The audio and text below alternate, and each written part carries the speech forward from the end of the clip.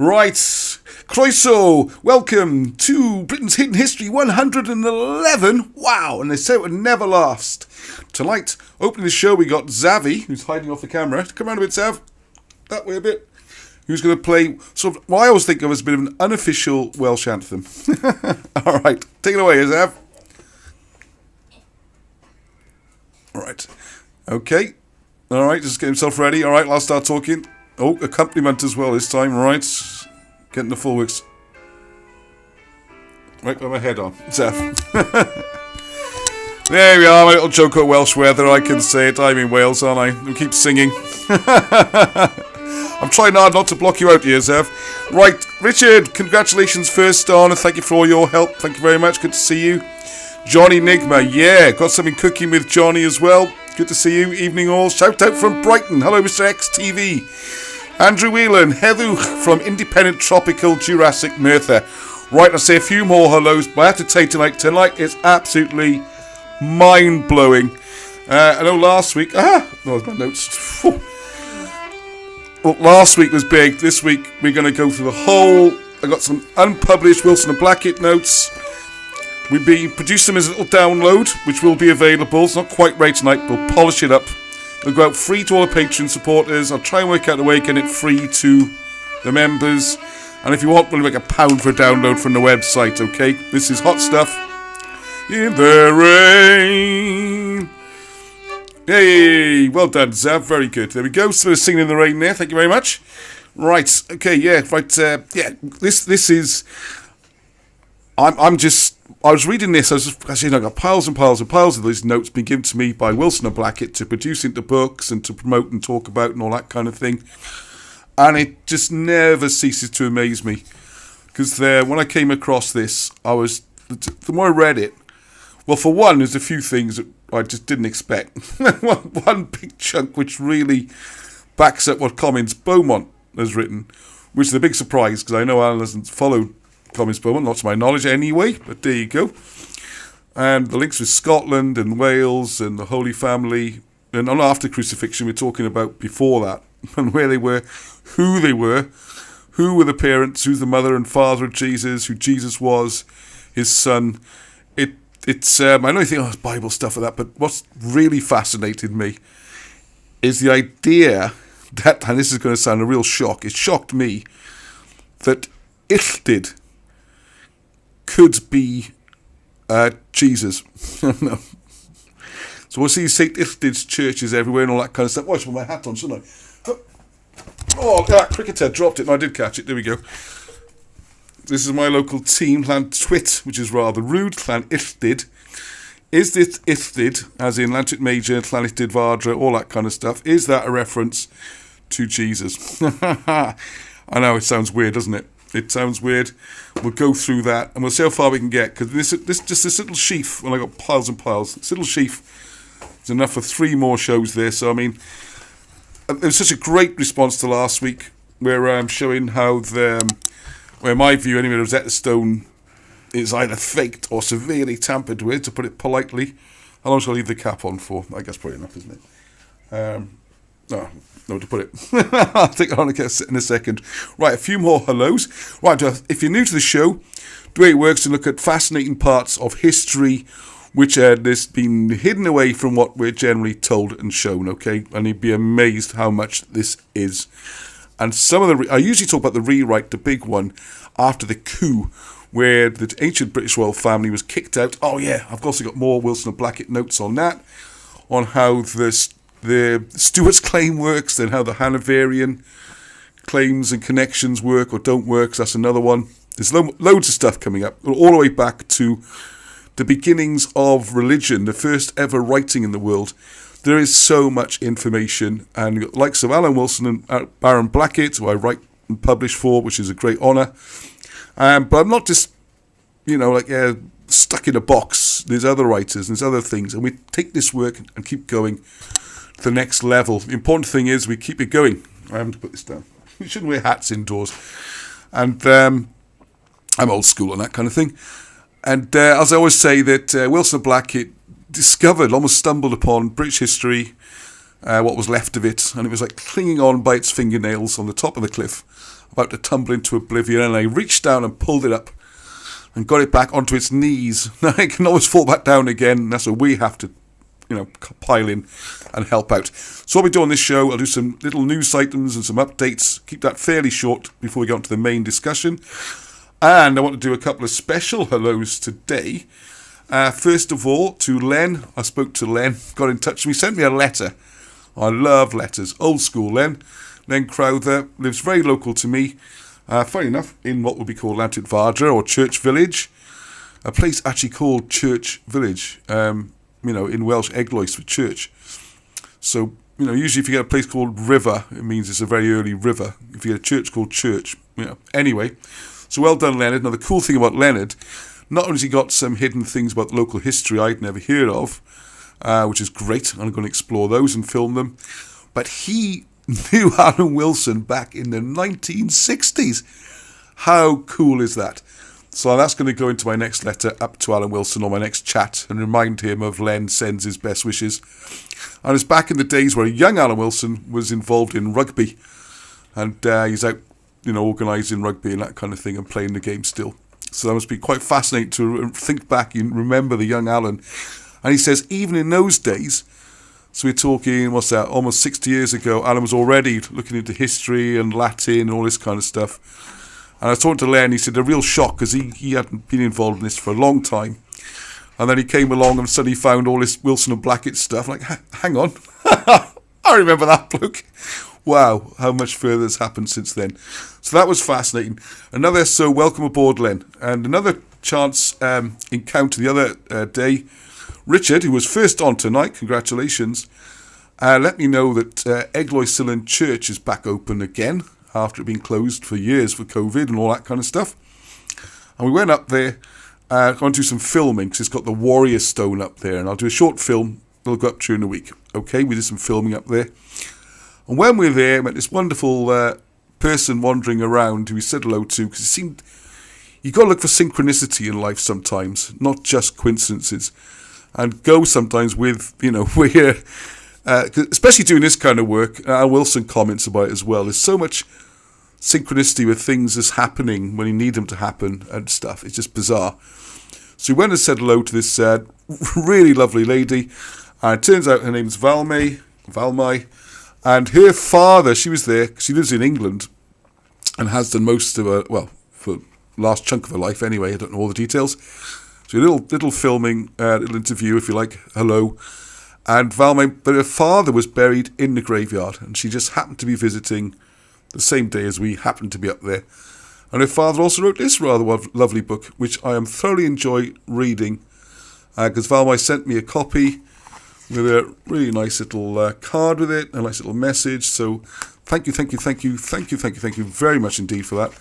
I'm thoroughly enjoying the book, and there's always something to learn, and this is charmingly written and full of great pictures and history. So thank you. And I've been sent a few things to read, so I'm on a catch-up at the moment.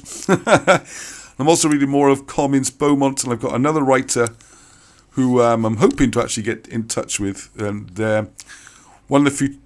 I mean, you think these mind-blowing things are so big, what on earth are we going to talk about next week? Sometimes I worry about that. It's not like that on this channel. We've got so much. The Odyssey book is just about ready, and that's going to be done as a download. All right, so it'll be a very low-cost download. So do a program on that, hopefully next week or the week after. There's going to be a slot on how to read Babylonian. That might sound a bit dull, but who were the Hittites? Even the word Hittite is not quite correct. This is the genius of Alan Wilson. And you learn what the symbols actually read as. Then you can translate them using modern Welsh. And everything, all the names, it all makes sense. And suddenly, you've got the people referred to by Egyptian history. You think, who are these names? Who are these people? The Amu and Amorites and all this kind of stuff. Who are they? Well, you can see them in the Hittite writing. It's just they've been wrongly transcribed. It just amazes me. That should be another Nobel Prize thing or some sort of international recognition. And it's just stuffed away in the notes. Mind-blowing, all right? Because what it does do, then it also tells you more that we didn't know. So it's not only my main interest, as you know, with chimeroglyphics is more the fact that you can read hieroglyphs more than what they actually say. So I'm hoping other people will take it on and look at what it says and that kind of stuff. So that's really cool. So that's coming up, which gives even more then backing to the Babylonian links, which Steve Willits is working on. So we need to get that up soon. The story of Gilgamesh mapped out in the South Wales landscape, the star maps. Oh my goodness. Oh yeah, the pyramids. I know a lot of people have been asking when that's coming out. It's almost there. The book will be out soon as well. Why the pyramids are built, why they're built where they are, all those kind of things. Mind blowing, mind blowing, mind blowing. Right, so just say a few more hellos. People are still logging on. I see numbers going up by the second. It's great to see. Just growing and growing. Keep spreading the word, please, and welcome to all the new people.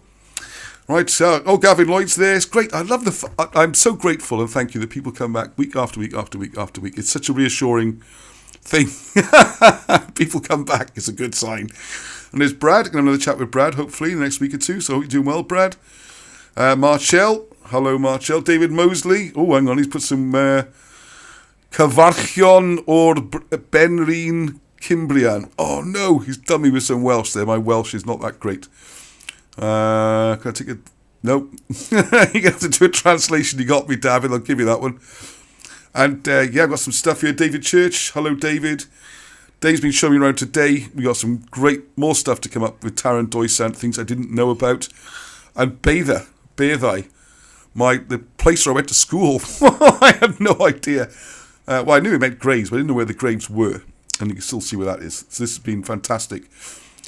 Right, and they said it would never last. That's it. Yes, that should be the catchphrase, really, shouldn't it? Right, Sean Paul Wood, Gary Taylor, Marco Guy. Yeah, and show Marco's channel as well. People are asking how to find it. Hi, Marshall. Yes, thank you, everyone. Right, loads of chat. Great. I have to say, everyone on the chat's wonderful. I make sure that the replay is on. If you are watching this on replay, please look at the comments. They're good. And everyone remember, it's a family-friendly show. So no bad language, no being mean to anybody else. And I have to say, this never happens, really. Everyone's really cool. Right, okay, so let's crack on, because there's a lot to cover tonight. I don't know how well... I've been so excited about this show, tonight in particular, that I've been... I can hardly sleep. I think that's why I haven't slept very well the last few nights. If I look a bit tired, it's because I've been so excited about this topic and a couple of things that have come up. So when you get to the stage, usually I'm like the day before or something, like what we're going to do this week and put it together. This time, as soon as I read this, which was about last Tuesday, I knew. And with all that time, of course, you don't always get everything together in time. It's just human nature. Right, so we go on to that. So his name in Welsh, is Jesus Illtyd? A couple of things about Beaumont. Right, now to start off, this is Sean Morgan. Thank you, Sean. Hope you're watching. I know you watch at some point during the week, usually. Is this map, right? Absolutely fascinated me. Or still fascinates me. Because this map was posted on a Facebook group, right? Sean posted it. And the joke there was that this is this scaremongering stuff. The sea levels are going to rise. And if they rise by, I don't know how many feet this was, so many metres, the white bits are the only bits of Britain, or United Kingdom, Ireland, whatever they want to call it, that would be left. All the blue bits would be underwater. Right. So the joke was then, you haven't got to worry, the joke they're making, doing the rounds, you haven't got to worry about getting Welsh independence. There'll only be Wales at some point. England would have disappeared. But then this map, I looked at it, and it just absolutely... Oh, can you hear okay? Oh, the wonderful Angela has brought me a cup of tea. There we go. Thank you very much. Diolch yn fawr, darling. Pardon? Oh, and I got sandwiches. Wow, look at this. I'll be well stocked up today. No, I'm okay. Thank you. There we go. Yes, this map. Look at this map, right? Because this also ties in... Sorry, you're looking... Yeah, that way. That's right. Now, which way around? Immediately struck me, my goodness, doesn't this... The white bits almost exactly match what is considered to be old Britain. You've got and this ties in with Collins Beaumont as well, who I have to say a lot of his work is really quite fascinating as Edinburgh, which is crucial. So if there was a great flood, this is the point, if there was a great flood and all myths and legends and histories around the world suggest there was a great flood, and maybe it didn't happen as long ago as is sometimes portrayed. It seems to have happened just a few thousand years ago rather than hundreds of thousands of years ago. So anyway, the situation we'd have had here, if we look at the old British kingdom, you've got Scotland, the Highlands, and the Lowlands, the north of England, and then Wales and Cornwall. I mean, that's pretty much the British kingdom. And then this is what's considered to be the Anglo-Saxon lands and Mercia and all those kind of areas. The demarcation is so stark, it just struck out to me. And poor old Ireland is like a swirl of little islands and stuff. Now, I'm one of the ones, comic books I'm reading at the moment, I've got a couple of books on at the moment, is what's it called, Britain's part in world history or something like that. And his argument is this is where it all began, up here and here, right? There's a lot of things with that. And also he places, that's right, another program I want to get into is Atlantis. So thank you very much to the person who's got in touch with me. We've written a book about this and it's been well acclaimed. And he puts Atlantis down by Spain somewhere, which is actually quite compelling. I'm hoping to have an interview or a chat. Comments Beaumont puts Atlantis here. Oop, hang on, go back. So this area, what I need to do is make some more maps. I didn't make this map, but I need to make some maps. Or if someone can do it for me, even better, and send them through, that'd be brilliant. You get a huge thank you from me. Is if we lower the sea levels and higher the sea levels, what difference you can see here. Actually, this map's not far off what he's talking about. Fascinating. Anyway, I hope you like that map. It does show. Can I see the comments there? It looks like Robert Langdon's Neolithic Britain. Yeah, thank you, Dave Moser. Yeah, Robert Langdon. Yeah, I'm going to see him again soon. Robert, if you're watching, and Bob Morgan, the three of us are going to go and walk Wansdyke and go. If you don't remember, a year ago at least, interviewed Robert Langdon. A couple of shows. You can just search Robert Langdon in the search and you'll find the videos. Or search Langdon, might come up better because he's got an initial, Robert L. Langdon. And then he's great fun. We had a really good discussion. Didn't agree on much, but it's okay to disagree, all right? It's okay. But his theory is that, as you can see on this map, thank you, David, yeah, because it ties in very well with that, because you've seen the sea levels were higher, and what we see, what are called dikes, like Offa's Dyke, Wansdyke, and he would even say Hadrian's Wall. They weren't walls or dikes at all. They were actually canals. I know it seems bizarre because there's steep slopes on them and where's the water go. So we're going to have a field trip because my good mate Bob Morgan, who's just the king of knowing all these things, he's walked all those dikes end to end. And he's a big fan of Robert Langdon's work, and I'm really interested in it as well. And we're going to have some practical demonstrations. And we're going to have a little wager. I don't know if Robert knows this yet. We're going to have a little wager on this because I'm not coming back that night. I'm going to be staying either at Bob's or nearby. I'm going to have a few pints. And if he can't prove it, Robert's buying the pints. And if he can, we're buying him the pints. That's not fair, is it? It's half in the bet. 2-1 odds, that is. But there we go. All right, so... and also, that's the other thing I meant to mention. Because not only does this... I wish my cursor would work. You got Britain here. But the ancient...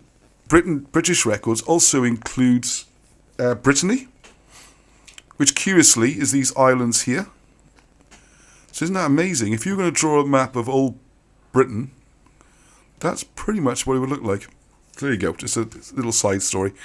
Thank you to Glyn, I'm not sure you're supposed to say this, Heel, but Glyn anyway.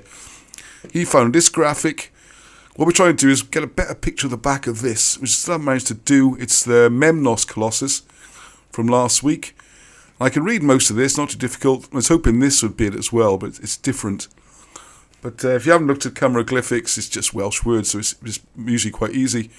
I'm not sure what this is. I need to have a think what that is. Once you know what it is, you know the word in Welsh, then it's just a case of sound likes. So there's a mouth, for instance. So that's roch. Pronounce. I use it for my own little Rossi. So you've got pronounce. This is the venin. Gives us message. Pronounce. So proclaim. proclaim a message of the power. So they do seem to be religious. And I haven't looked at all these yet. There's the welcome. You are, I forgot what this is. It's a manuscript or something. I think you are the word of welcome.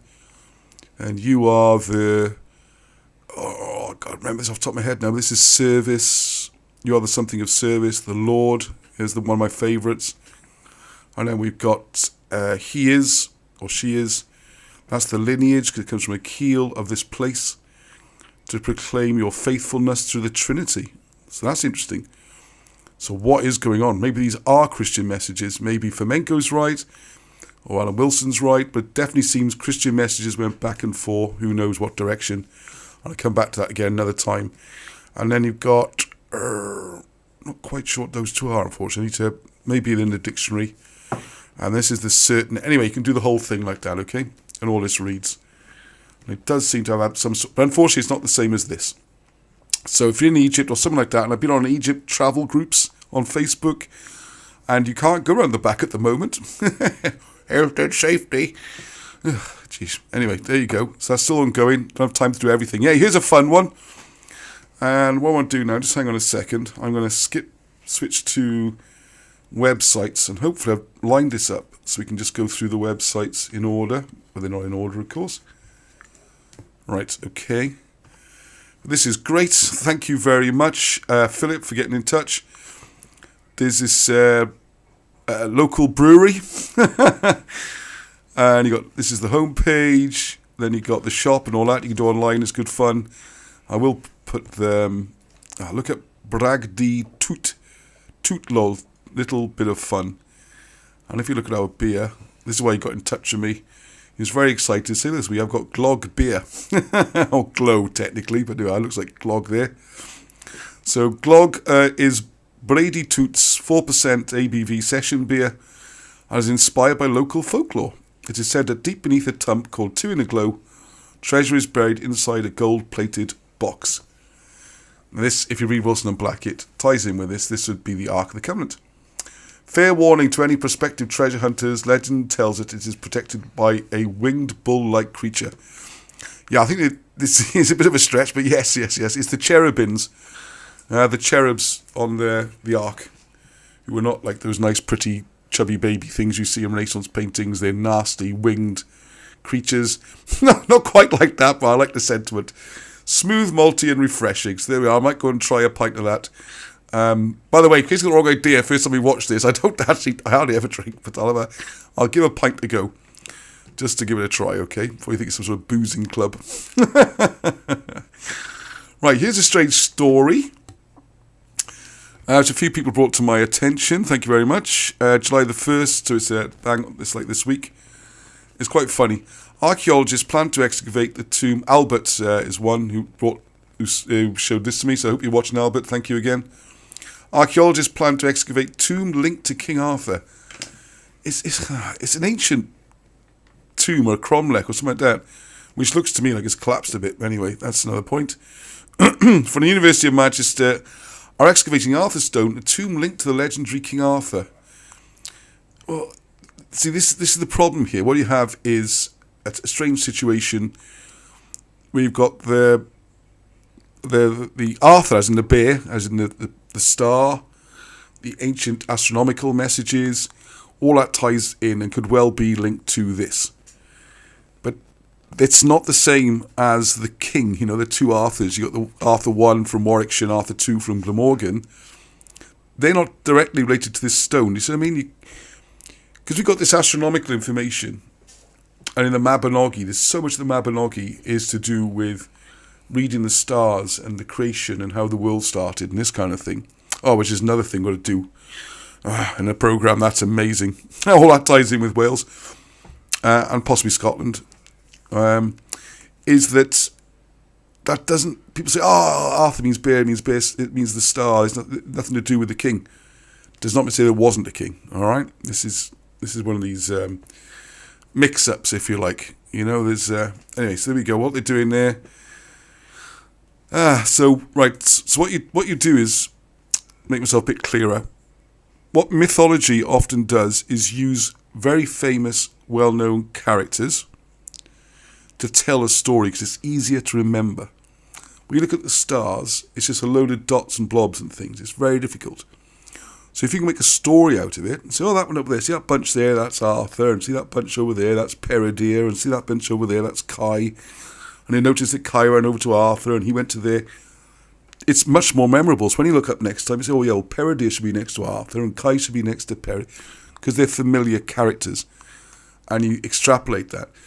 And then, of course, how you choose the stars, and what the story that becomes the main zodiac that we still use today, known as Ptolemaic Zodiac, is where you need to read Hugh Evans' book, First Zodiac. Have I got it there to hand? It always lives here. Yeah, there it is. For Origins of the Zodiac. Origin of the Zodiac. There we go. And Hugh Evans. It's brilliant information there. Absolutely stunning to show that Gwynedd ties in.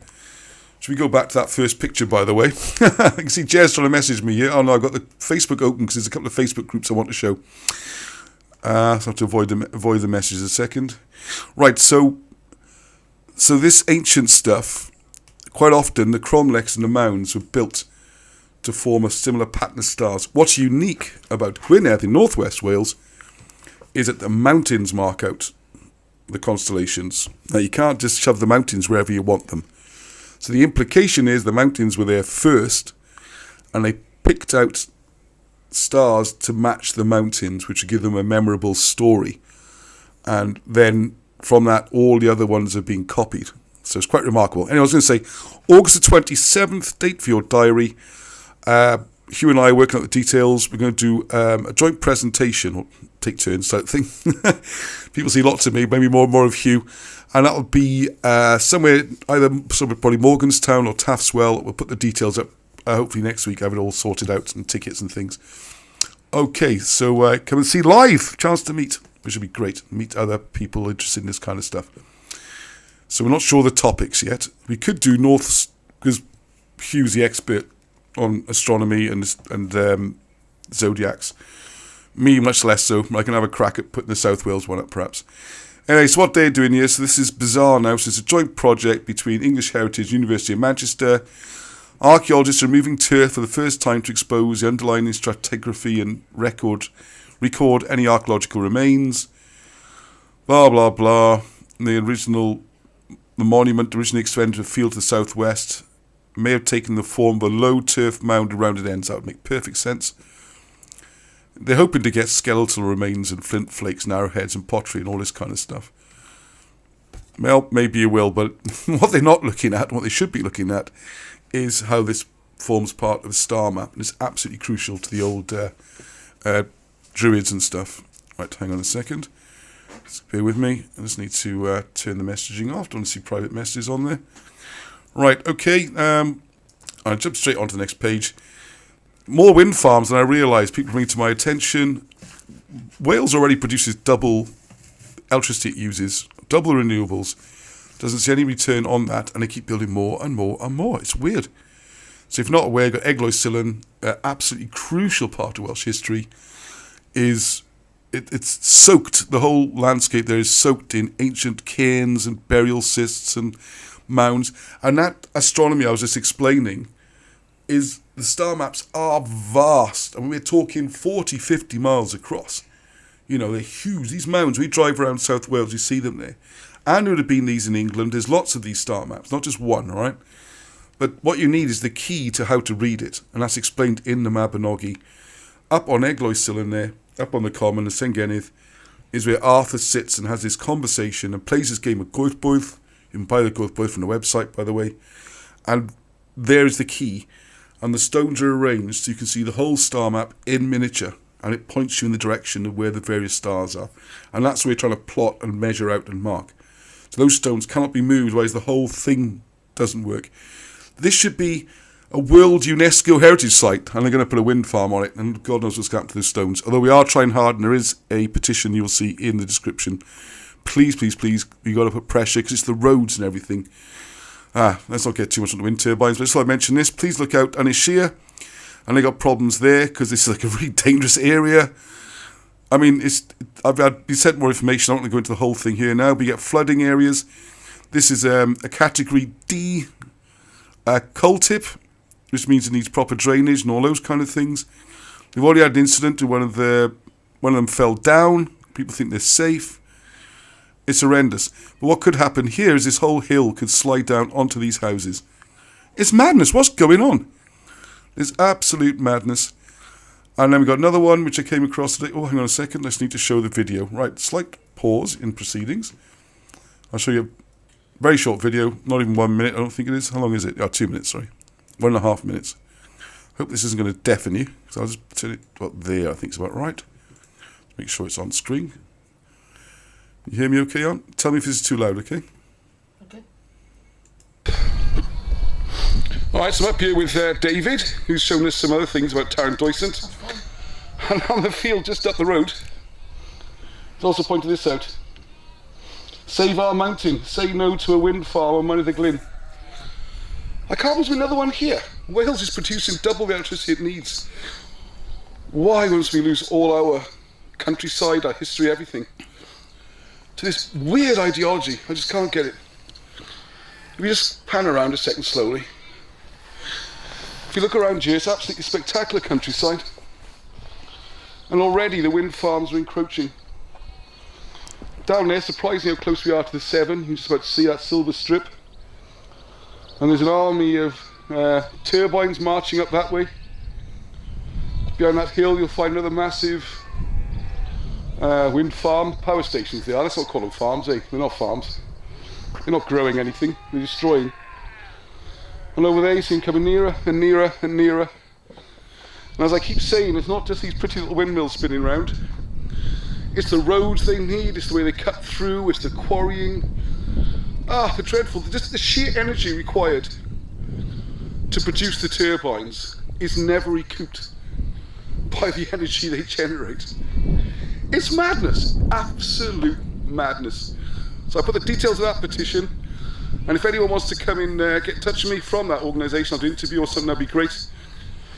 But we have to stand up and realise that we've been taking a ride for a ride here. Alright. Yeah, there we are. So I thought I'd mention that. So if you are from, say, Mynydd the Glyn, I've tried to send messages and that. I'm not having any luck getting through to you, so I am trying, okay? And please get in touch with me through ross@cymroglyphics.com or just put a message on here or something like that. Right, the car you just see in the background there was with David in it from the Landlord's Letting Company. Top bloke, top company. So I'm giving him a plug for free. And he took me up to show me more about Tarrant-Doisant. So I got some videos and that coming up, hopefully during the week. Right, now I'm just going to show you something now. David pointed out to me, Di. He's a local in Bather. He searched for Dŵr Cymru, right, which is Welsh water. It's a cue. I'm getting a bit political tonight. I try to avoid politics. Just check out something about this isn't right, okay? Look what comes up on here. Alright, so we'll go for, this is the homepage. What a mess, by the way. What a dreadful homepage. That's your welcoming page. Basically, we're not going to answer your calls. It's all rubbish. Anyway, all this kind of thing, alright? Aren't we wonderful, helping people? Help with your bill because they don't can afford it, because the water is even more expensive in Wales than it is in England, which is a bit bizarre, because that's mostly where the water comes from. Priority services, careers, all this kind of stuff. Check this again. So I'd never thought this till Di pointed out today. Not for profit. so what do you mean? So where's all the money go then? What do you do with it all? If billions and billions of litres of water are being sold every year and areas flooded and that, why isn't there a profit? Why isn't that coming back to the people who are actually, putting up with the flooding and things? And it's the same with the wind farms. I've really got to stop. There's the signatures. Oh, we are 480. This is the one to save Menace Eglwys. If you can, please. We've got like at least 500 signatures. Come on, surely. Okay, right. I just want to jump through a couple more things I've got here. This is trying to find Marco's website. Is Marco Guy Biblical Britain, all right? That's the new name for it. Marco Guy Biblical Britain. Some fascinating stuff here. And again, he's finding through different means these links with Orion and with Egypt and all that. And I need to put an interview up with Guy soon. It's amazing. It is amazing to get through. All right, Cool. Right, okay. Let's jump in through this. All right, let's get on to how are we doing for time. Oh my goodness, 8:45. All right, let's get on to the main subject. Oop, it should be on that slide there. Why isn't it on that slide there? Oh no, sorry, this is why, because it's not the main thing yet. Thank you very much again to Mandy for sending through these pictures from Case, which are top pictures, by the way. Case photography, I can see, is going to be one of your things. And this is the development, restoration working on at Coity. It's costing millions. I'm not sure anything's really changed, which is probably a good thing. I think they're just trying to shore it up and repoint it. Don't know why it costs so much. I'm not sure if anything was meant to be on this platform. Which, here we go, some wonderful pictures. Oh, I thought you might like to see. They opened up, taking the barriers down, so he wandered in and took some pictures and sent them through via Mandy. So thank you very much indeed for that. Stunning photographs. What a great place, Coity Castle. What I'd like to see them do on Coity Castle is make more of the history. I'll tell a little story quickly. It's one of the great sites showing independence in Wales. When the Norman invasion, so-called Norman invasion, took place, a number of knights managed to sneakily grab the castles along the Vale on the coast. And that was about as far as they got. Now, one of the knights got left out of this. He didn't have any land. And basically William said to him, if you're going to get it, mate, you're going to have to conquer it yourself. So he went off with his little army to try and take Coity Castle and the land surrounding it. So he started the siege.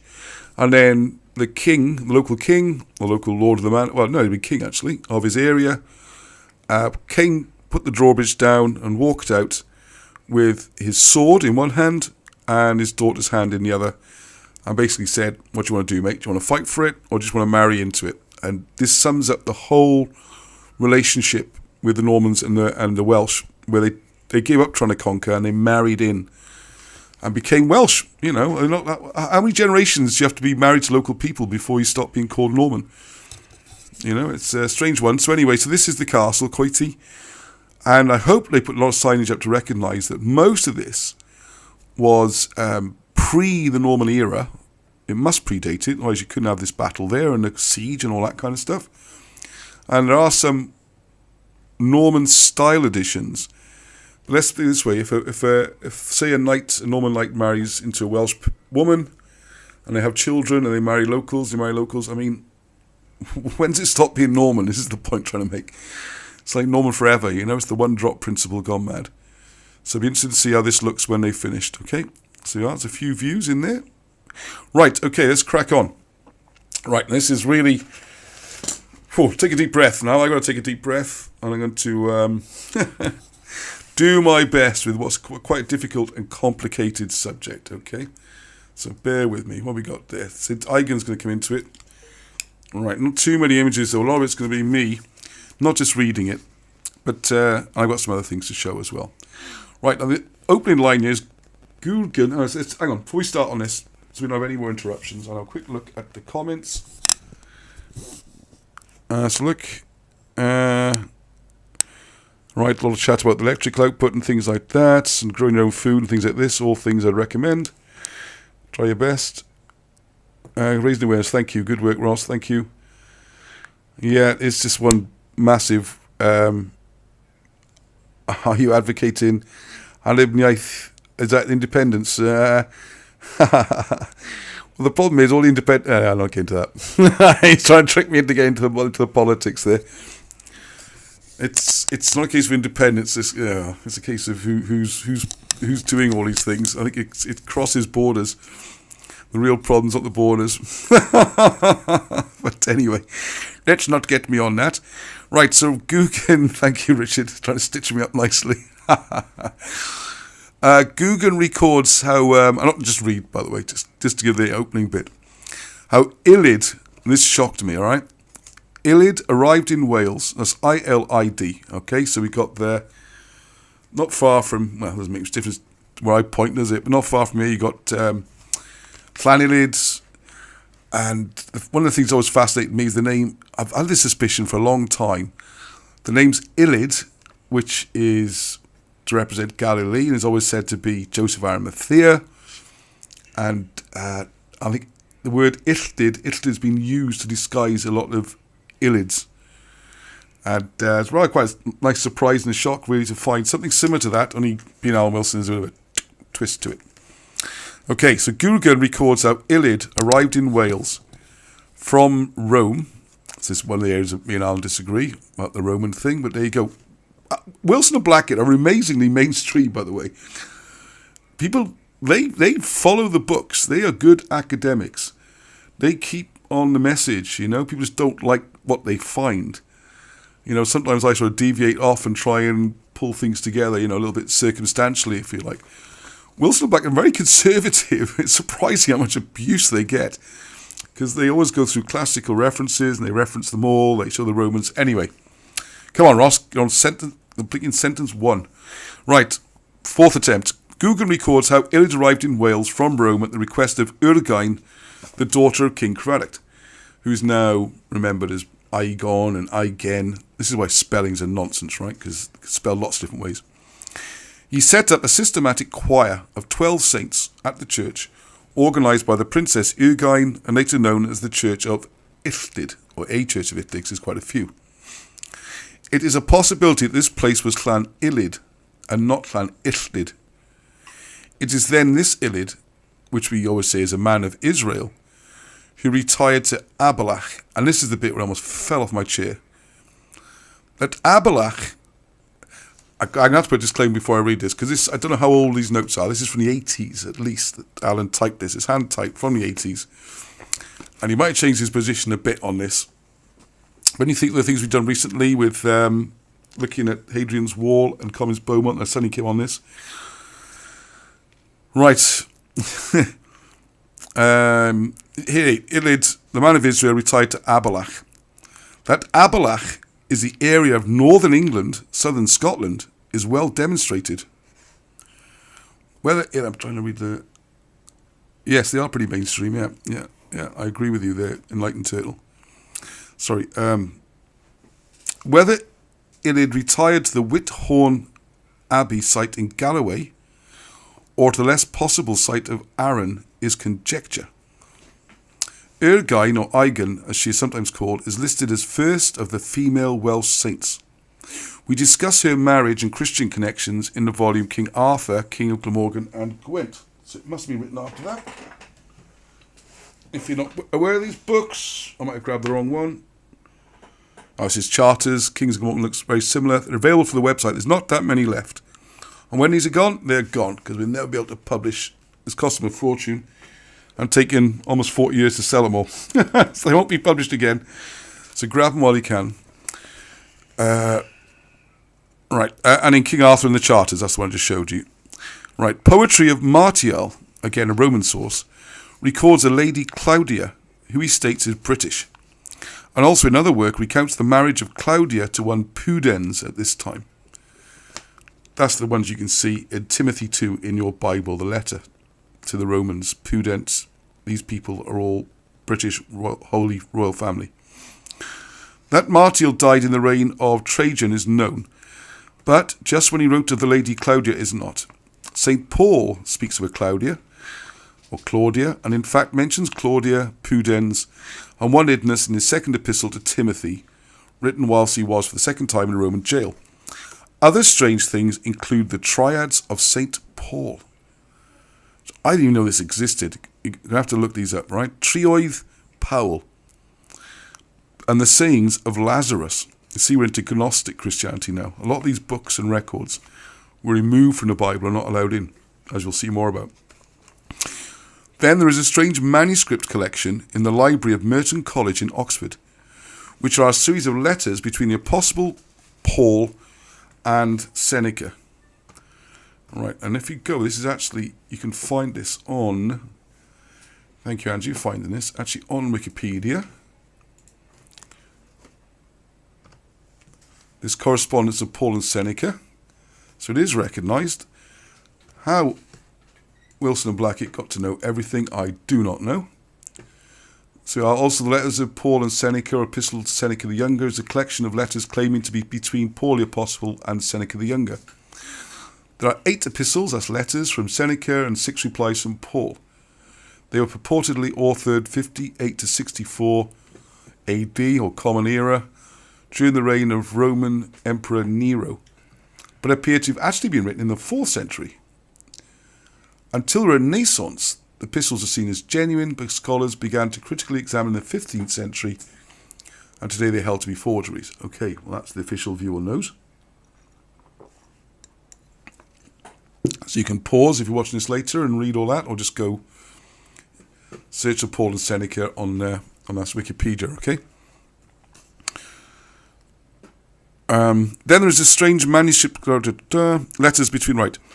Entries in these have been interpreted as alluding to the visit by Paul to Wales.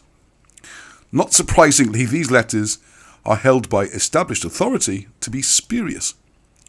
We doubt this. Nothing that would upset I got a bit of ranting now. Nothing that would upset the established dogmas and doctrines must be allowed to be seen as truth. So they've been proclaimed forgeries rather than, established. I think there's just as much evidence for these as many other things we look at. Right, in the Cardiff area, there are churches dedicated to Ilid, to Cundav, and to Mawan. These are ancient dedications. So just who was Ilid? The honest answer is that we do not clearly know. The Welsh had no J in their alphabet, and normally mutated words and names into their own tongue. Medieval tradition followed a then popular line that he was Ilid equals Joseph of Arimathea. Ilid does not, however, translate as Joseph. Could be the same person, by the way. We're just talking about the names here, all right? Now, it is more likely that Ilid, here goes the bombshell, is the Gnostic Gilead, with all that this entails. The Gnostics used the name Gilead as an alternative to Jesus. That Iliad, this is a bit that stuns me now, that Iliad would have moved north to Abimelech is wholly possible, as the Romans succeeded in penetrating and largely subduing the Silures, nation of southeast Wales, around 76 AD. Therefore, he may well have moved north beyond the reach of Rome. Who was Abelach, the son of Alphaeus and Mary? Right, hang on a second. What have I done? It's going to jump around here now. I think this is where I've got the family trees. Oh, I haven't got that family tree. Oh, that's annoying. If you go to the Britain's Hidden Christianity, or the Where Jesus is Buried, his book, you will see there the genealogies. I need to upload them as well. Put the wrong genealogy up. Right, okay, anyway. So, that Ilid would have moved north to Abelach is wholly possible. Right, who was Abelach, the son of Alphaeus and Mary? So the point is, when you look at the king's lists of the British Holy Family, at the top of it you'll see Hywel and people like that, all tracing their way back. You'll see a marriage between, let's get this right way around now, Alphaeus and Mary. Mary either being the mother or wife of Jesus, and that's what we have to try and establish here, and why they're on this family tree and how they fit in. So again, we're left simply with the name of Abelach. This is the key name, Abelach.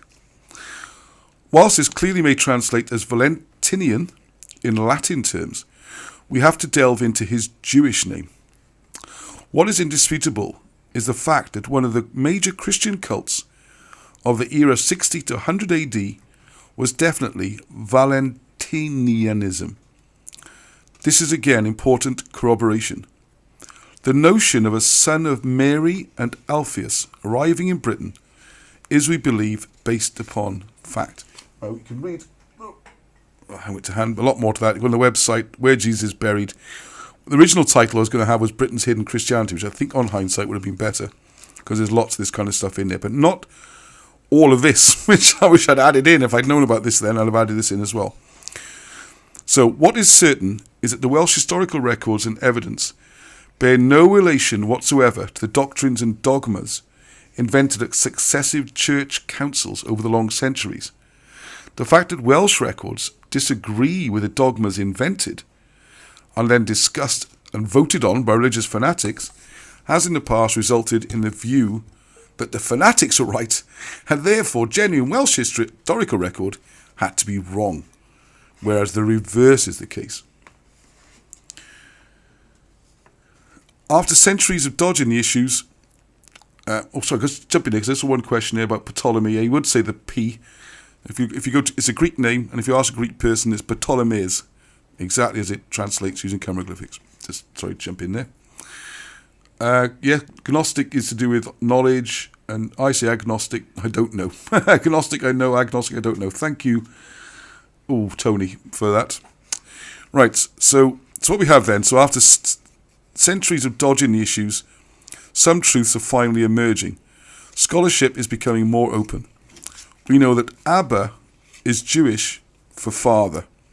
Now, Angie was typing this up earlier, and she spotted that, amazingly, Abba is the same word in Taiwanese for father. Not Mandarin Chinese, but the Taiwanese local language. There's a few things about that Taiwanese local language I need to look into, because there's quite a lot coming up. So I'm going to do a Taiwan special. It'll be completely different.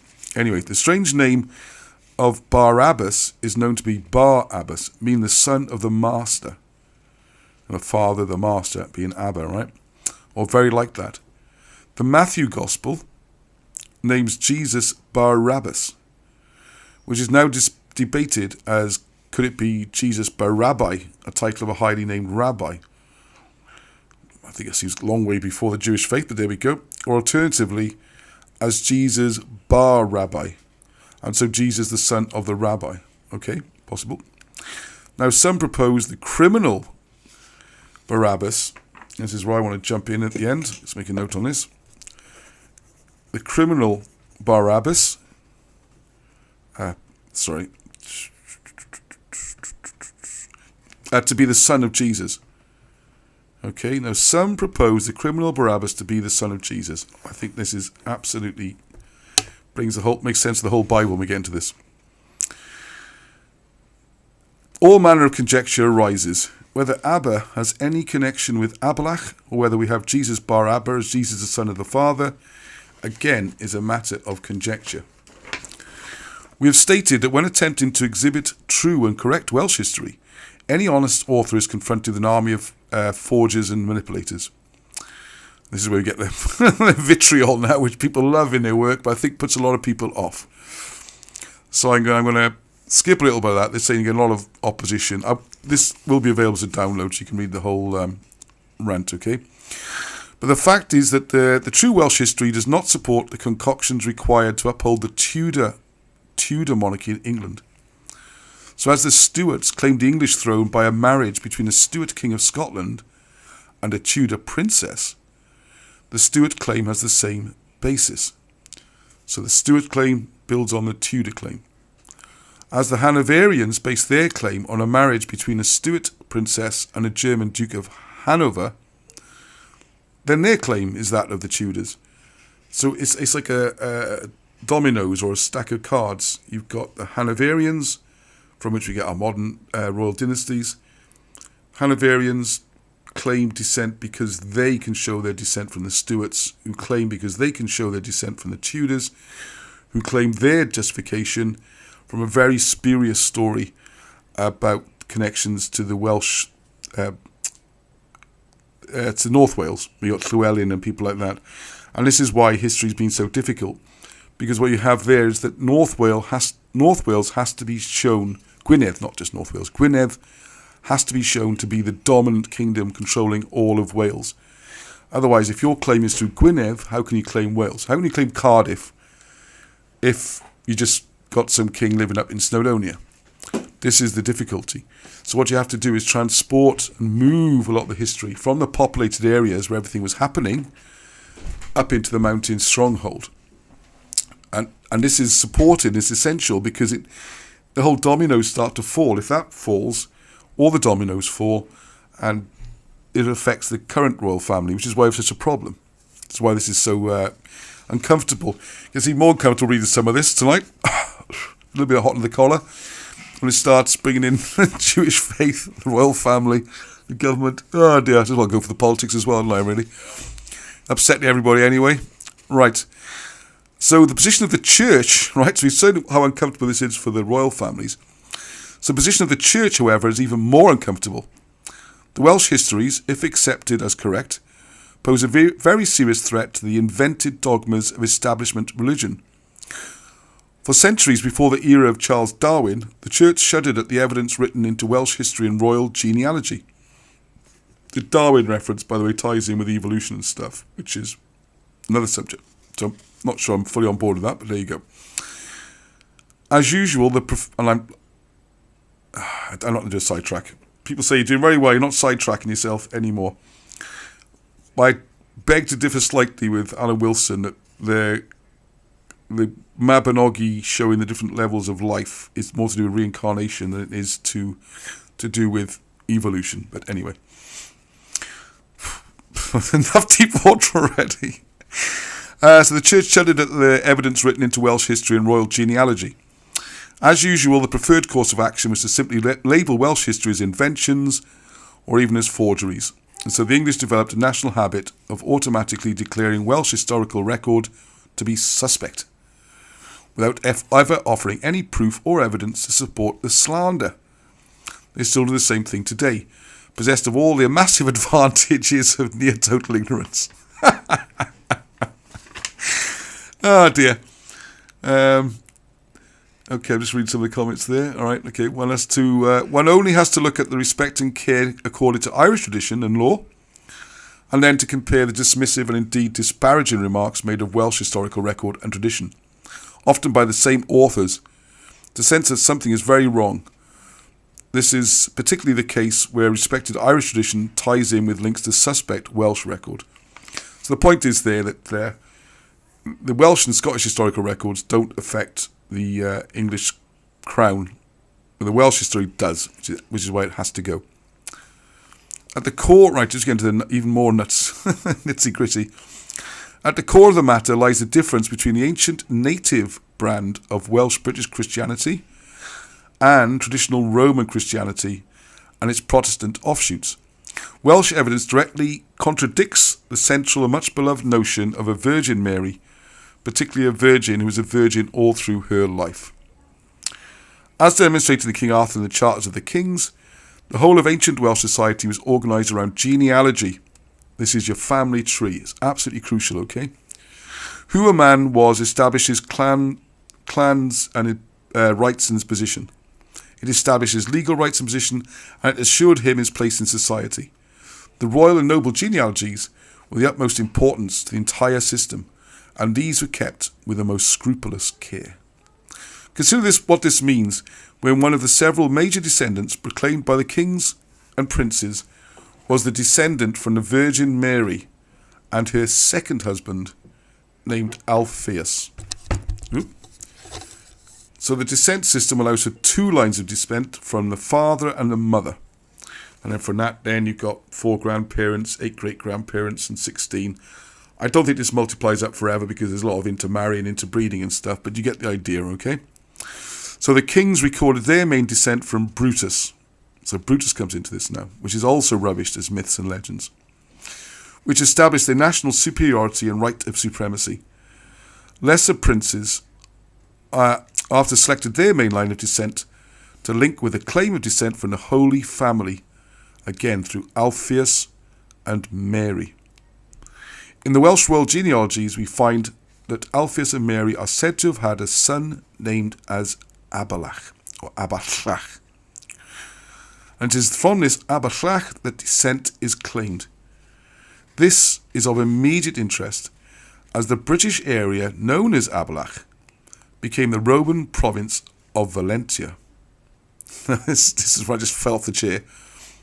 It lays between the line of Hadrian's Wall in the south and the Clyde and Forth estuaries in the north, which is pretty much the line of the Antonine Wall, the walls we've been talking about. So whether or not Aballach and Valentinian are directly interchangeable is uncertain. Nonetheless, the area of Aballach was in the Roman designations called Valentia. Right, so I'm going to do a quick...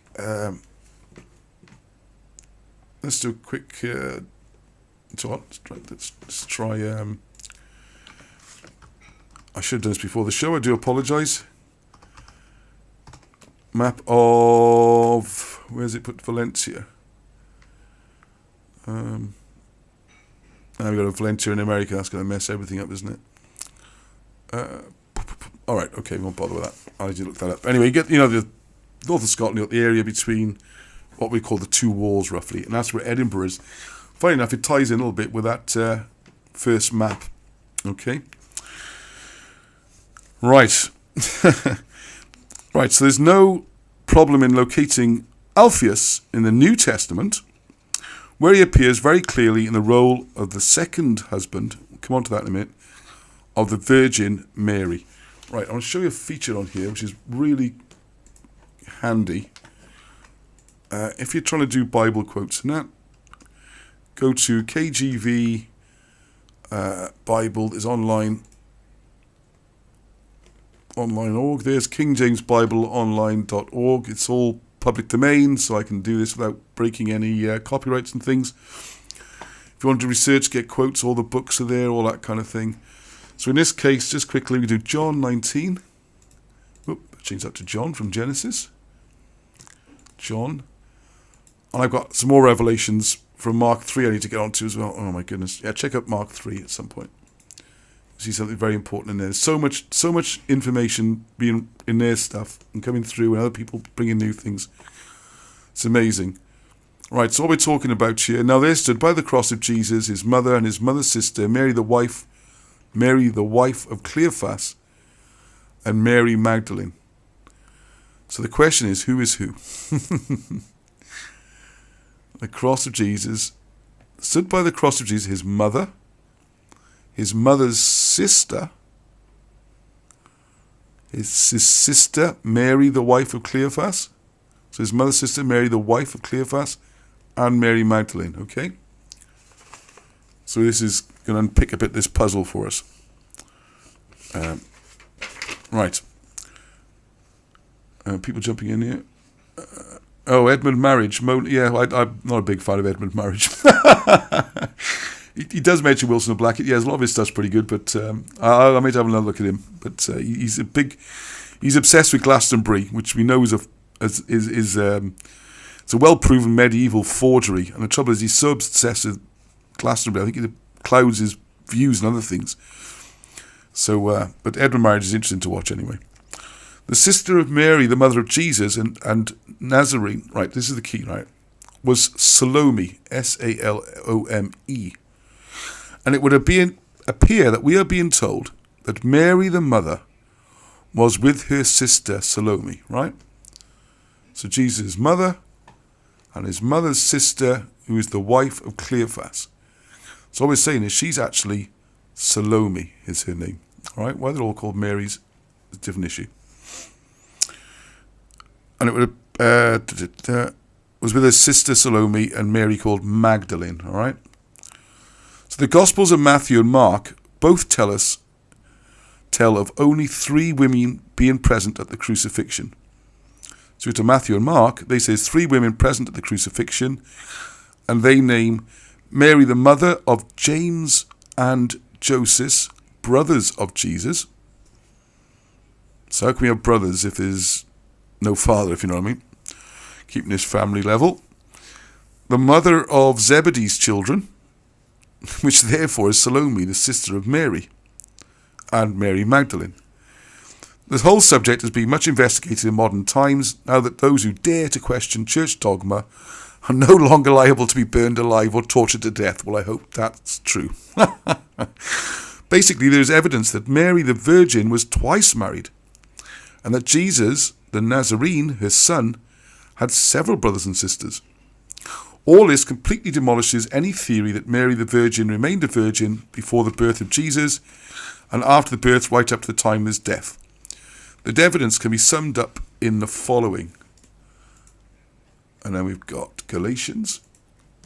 So the great thing is, what amazes me about Alan Wilson's work is, why can't I find Galatians? Oh, there it is. I knew it was there. Galatians 1. All right, we'll just go straight to it then. Galatians 1:19. All right. But other of these apostles saw I none save James, the Lord's brother. And I think some people try and argue that means brother in Christ these days rather than physical brother. Is this Barabbas the same guy Anthony Quinn played in the film that was pardoned on the cross next to Jesus? That scene ties in. Yes, you've got it. Yes, this is all part of the trade. But that is this good old Anthony Quinn. Yes, right. So this same Jesus, the Lord's brother, is described along with others as being the son of Alphaeus. So you got Alphaeus again.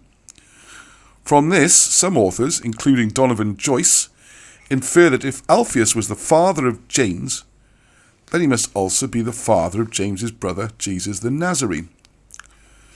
The statement in Matthew 1, verse 25, so you're going to jump around again, see how great this thing is. I got my physical Bibles, of course. 25. I knew her not until she had brought forth her firstborn son. Firstborn. I suppose that could be a firstborn, but here we are. And he called his name Jesus. Right, so this is taken to imply that there was a second-born son. This is then in turn supported by Matthew 13, verses 55 to 56. I'll just read it, save looking up all the time. Is this not the learned man's son? The learned man's son. Actually, we do need to see this. Matthew 13. Hang on, Matthew 13. Is this wonderful facility? Right, Matthew 13. I'll come back onto that scene, by the way, about why he's called a criminal and all that. I think I've taken this, what Alan's done, a little bit further, if I dare say that. Just postulating, all right? So this is, right, so what we say is this, now what they're saying, this is not carpenter, this is the learned man's son. This is where the mistake happens. Is this not, if you look at the older versions or different translation, you see, is this not the learned man's son? Is this not his mother called Mary? And his brethren, James and Joseph and Simon and Judas, all those brothers there. And his sisters. Are they not with us? Okay. So, sorry, I have to go to Mark 6 for that. Mark 6. Just to confirm this, you can see it on here. See if you're getting your Bibles out or getting this web page open. Mark 6. Mark 6, chapter verse 3. The son of Mary, the brothers James and Joseph of Judah and Simon, are not his sisters here with us? And they were offended at him. Mark calls Jesus a learned one, as does Matthew, who calls him the learned one's son. It seems that the word for a carpenter has been misread for the word meaning one who is learned.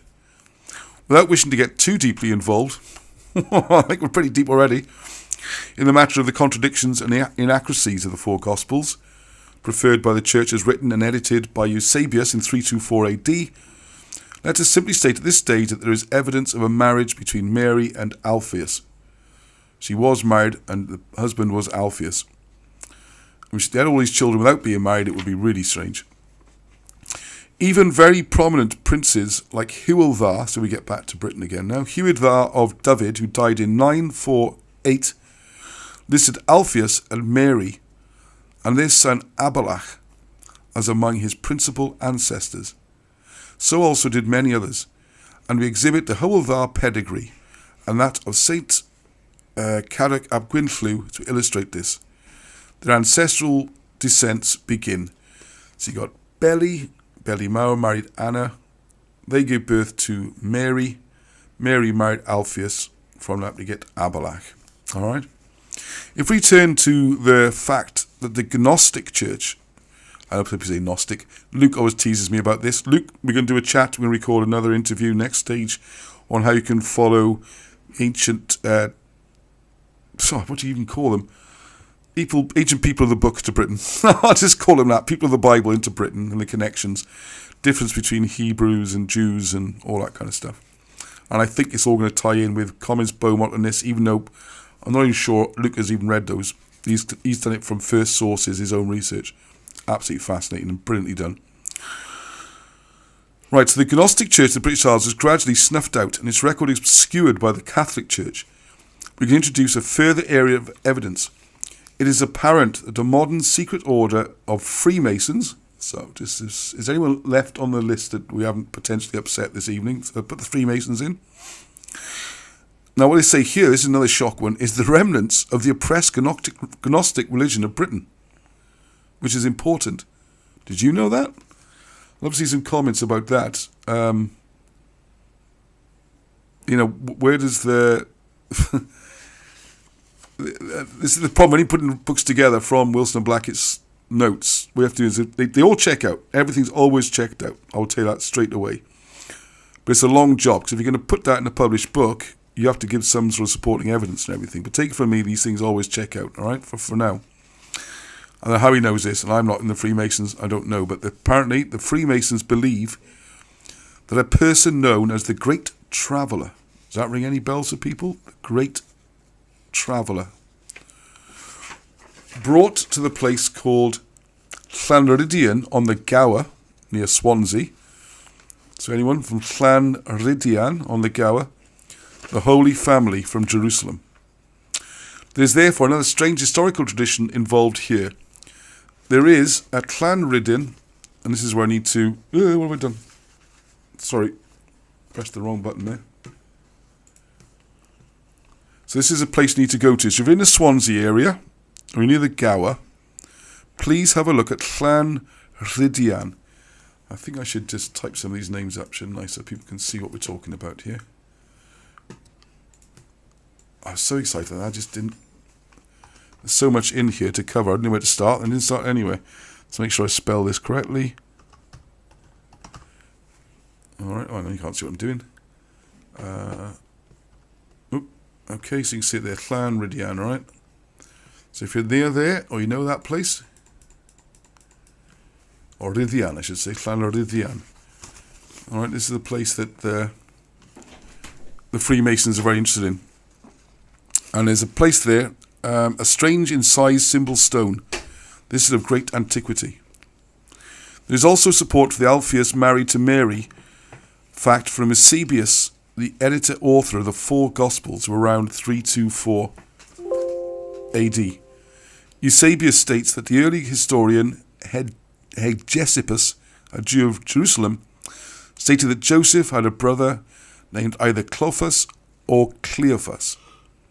Joyce writes that Cleophas is the Aramaic name Halphi, which is a form of Alpheus. So we come all the way back again.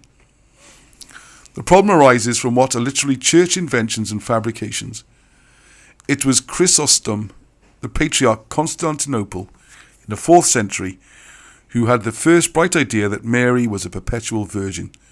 To do this, the fiction was introduced that Alpheus was not Mary's husband at all, and his brothers and sisters were in fact simply his cousins.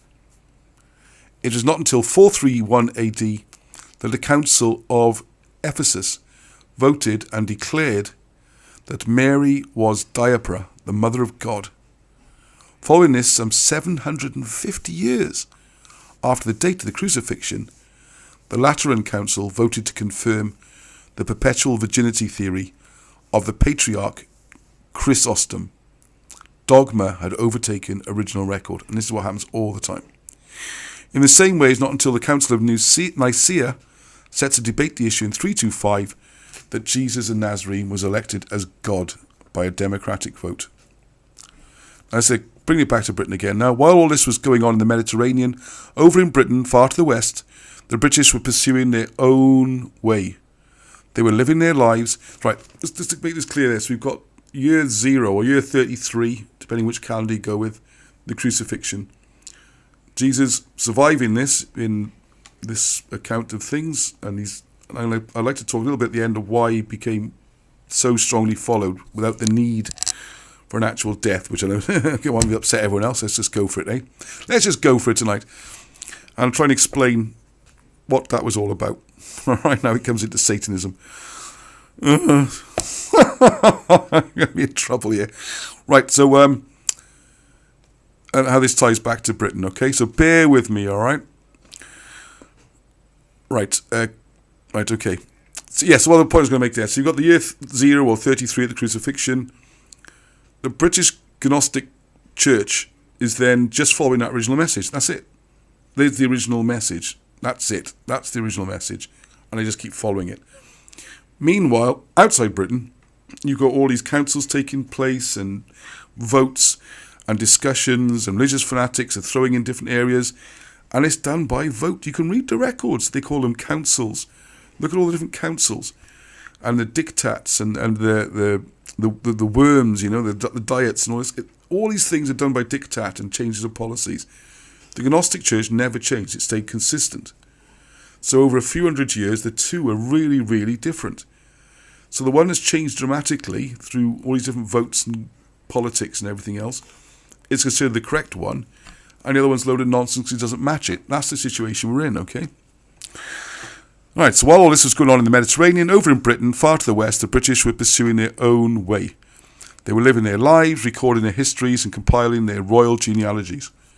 The tradition that Abelach and his parents Alphaeus and Mary had come into Britain was very strong indeed.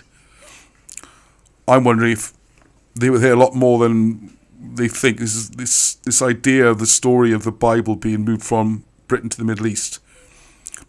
These things make a lot more sense. If the journey could have been, say, from their home in Wales to Jerusalem, which is in Scotland, all these things seem a lot easier. Yes, a slight sidetrack. Right, and that's Alan Wilson sticks to the. He wouldn't go to those kind of outside the box things. He follows where the records tell us. So any introduction of bogus claims and descents into royal or noble genealogy would have been seized upon very quickly. You wouldn't get away with it if you're trying to claim you've got a descent you didn't have. In Britain and in Wales in particular, there was no problem of church doctrine or dogma. Not until St. Augustine arrived in Saxon territory in the southeast of England in 597. Augustine was sent by the Bishop of Rome to spread Roman Catholic Christianity in Britain, and the British would have nothing to do with it.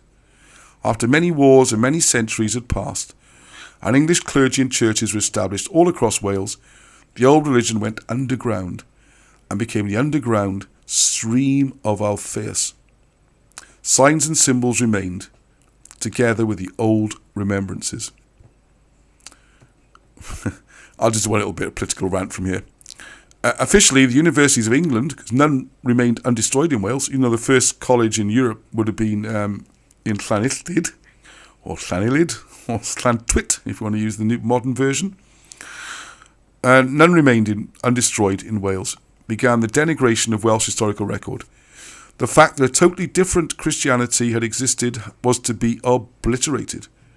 With this obliteration would go all that the original form of Christianity had held and believed. Histories and genealogies, which then somehow were still preserved, were simply to be falsely labelled as forgeries and inventions, while the real forgeries and inventions could masquerade as truth. And so one last bit then, because this is a marvellous essay, this. Unfortunately, for the manipulators, one giant figure bestrode the stage of British history in a colossal fashion. The King Emperor Arthur. Nothing could be done that would get rid of Arthur. So again, this is why it's so important to this what we're studying. So again, England, the establishment resourcefulness comes to the rescue. This time, King Arthur was to be turned from a historical figure into a myth and legend. The thinking is bizarre. This is the great. I love this bit. The histories telling of real figures, including Julius Caesar, Caradoc, King Caraun, Carausius, Constantine the Great, and Severus, and Hengist, and King Gwythron and Vortigern, to say nothing of Magnus Maximus, bishops and saints. These histories suddenly included a totally mythical, even legendary character in King Arthur. You got to think of it like that, don't you? You got all this history that's pretty much accepted, right? You might throw around the dates and who was where and all that kind of stuff, but they're all historical. But the biggest figure in the whole thing, he's just a myth. Why would he be there? Why would he be there? So as it says here, then after the mythical interlude of Arthur, the histories then recommence with real-life characters. Maelgwn, Brochwel of Powys and his enemy Ethelfrith, and the Welsh and Anglo kings of princes by the century load. Myths do not occur and intrude into the centre of well-known recorded histories. If myths exist, they predate the known histories. So it was that on the 2nd of May 1986, now that the uncovered green-hued grave slab of King Arthur at Meiring was washed clean. There revealed for the first time in many years was a great rough stone, bearing the symbols of 2 spikes at the head and a ritual hole in the side, halfway down its length. The symbols proclaimed the Son of God. A British king was proclaiming his descent from the Holy Family, as he and his people would understand it. Alright, so he goes on from there then. And I'll just jump it forward a bit. Oh, yeah, that's a little bit long, I suppose. Yes, right, okay. Whatever conjectures and summaries academic historians have made, that the great King Arthur at Meiring ap Tudrig was proclaimed as the Son of God is beyond dispute. A mass of accumulated evidence from several corroborative manuscripts of impeccable authenticity led unmistakably to this buried tomb slab in the ancient foundation of Court Emrys, now St. Peter's ruined church. The Son of God symbols are in complete accord with the traditions and the royal genealogies. These signs bear out the truth of what was written in the genealogies, that Arthur died around 579 AD, indicates the antiquity of the records and traditions. Glamorgan history and tradition holds that the young Bran, son of Llyr Lledaeth, was in Rome, presumably when his great-uncle, King Caradoc ap Arch, was there from 51 to 56 AD. We are told that when Bran returned from Rome, he brought with him a religious instructor named Ilid. Immediately below the mountain, where Court Emrys St. Peter stands, there lie the church of Llan Ilid at Trefran, the place of Bran. The mound of Ilid lies alongside the church, now a rebuilt modern structure. Local names identify Kerry Longsword, you got Porth Kerry, the great-grandfather of Bran. And then you got the rest of the names here. And then we've got the missionaries and the saints, and it goes on. It's absolute brilliant stuff. It's fantastic. And I'll be giving more of this unpublished Wilson and Blackett work as we go through on the Sundays and during the weeks. We've got lots of stuff to cover. Now, what I did say, go back onto this Barabbas' son. This one, a little bit of taking what we know, well, what Wilson and Blackett have written, and looking at the final scenes of the Bible. And this is my personal take on things now, okay? So take that as you will. I'll turn off here if you just want to see Wilson and Blackett stuff. The interesting thing, and thank you for mentioning the Anthony Quinn character, and he's the criminal, and he's the one who's going to be released. The point made, if you get the book Where Jesus is Buried, what Wilson and Blackett very cleverly work out is that in the insurrection that's taken place in Jerusalem, it became a violent, armed insurrection. This is why you have the turning. It's in the modern Bibles, you see it as turning over the money tables. What Wilson and Blackett work out is that this is an armed insurrection with swords, and they fought a battle. The Romans happened to have a garrison nearby that went in and did a lot of chopping up of people, and this is how it went. The other scene then we have is the Garden of Gethsemane, where the Judas kiss and everything, where we see a situation where a person is seen running with the robes, and then the Judas kiss to identify Jesus, and he hands himself over. Now, the explanation that Wilson and Blackett have worked out, which is brilliant, is what's happened during this armed insurrection. We have had his son has been captured. This is Barabbas, so the son of the master, has been captured, and he is presumably to be executed. I mean, armed insurrection doesn't go down very well in any country, never mind ancient Rome. So he's going to be executed. Judas, brother of Jesus, goes down. He's the most trusted. This is ironic, he's called the traitor. He's the most trusted of the group, and he goes to negotiate. He negotiates then the release, and the deal is going to be this. If they hand over the son, Jesus himself, the master, will hand himself over for what was not going to be a fatal execution, but hand himself over and go into obscurity or leave or whatever, okay? Excuse me. Right. This is brilliant, okay? And you can read more of the details of that in the book and how the Bible references behind it. It all makes perfect sense. But there's a few things which have struck me, one of which, just tie a few things together. If you look at the works of Josephus, Josephus talks about an armed insurrection by the Egyptian. All right? The Egyptian. So why is he called an Egyptian? Is that Jesus? All right. My thinking on this now is that what we're looking at is a situation, and this works even better if the whole story is moved to Britain, where if you look at people like Comyns Beaumont, if you look at Comyns Beaumont, he places Egypt in Wales. Mark would put that Egypt in Cornwall. He was talking the southwest kind of area. And what we had there is that's the Egypt. And that's where the Holy Family would have gone to escape the persecution originally. Now, if we're going to stick with conventional maps and everything, they go, along the Mediterranean coast to Egypt. And that's what Alan Wilson would go with, right? He doesn't go with this bizarre, everything's moved to Britain stuff. Either way, it's the same point. Why is he called the Egyptian? Because he wasn't born there. He presumably moved there for part of his life, and then he came back then to do his missionary work back in Judea. So why the Egyptian, all right? That's the first question. And then we got the question of the son. Now, to my mind, this ties in that if they moved to... Because in the Bible, you have the story of the infant Jesus, the birth, all these sort of Osiris scenes, all these early religious scenes, and then he disappears. You've got the scene at 12 years old where he's allowed to present to the temples. It must have been very important. You wouldn't just let any old child just talk to the senior members of the church. Then he disappears again. He comes back to his final ministry, aged supposedly around 30. So you could presume, after the persecution attempts to try and kill him when he's born, they went somewhere else, and that could be the large Jewish community in Egypt. So we're into where the Jewish community was again. This is where it gets... Go with the conventional version or go with the It's All in Britain version. The effect's the same. Now, presumably, if Jesus was there, and as we know he's married, this could well have been where he got married. So is that enough to call him an Egyptian? See, I don't think it is. And I think we've got a problem. We've got an armed insurrection by an Egyptian. Jesus isn't really an Egyptian. So this is where people have controversy over it. So to my mind, it makes perfect sense that what you have actually is, it's there in front of us in the New Testament, that the son was born in Egypt. The son of Jesus, Barabbas, or the one who becomes Alphaeus, is the one. He's the one born in Egypt. He's the Egyptian. And he's the one leading the armed insurrection.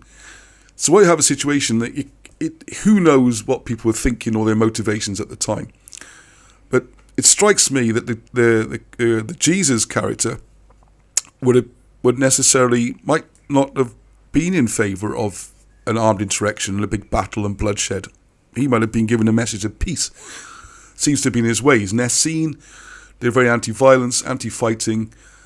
I think it seems unlikely.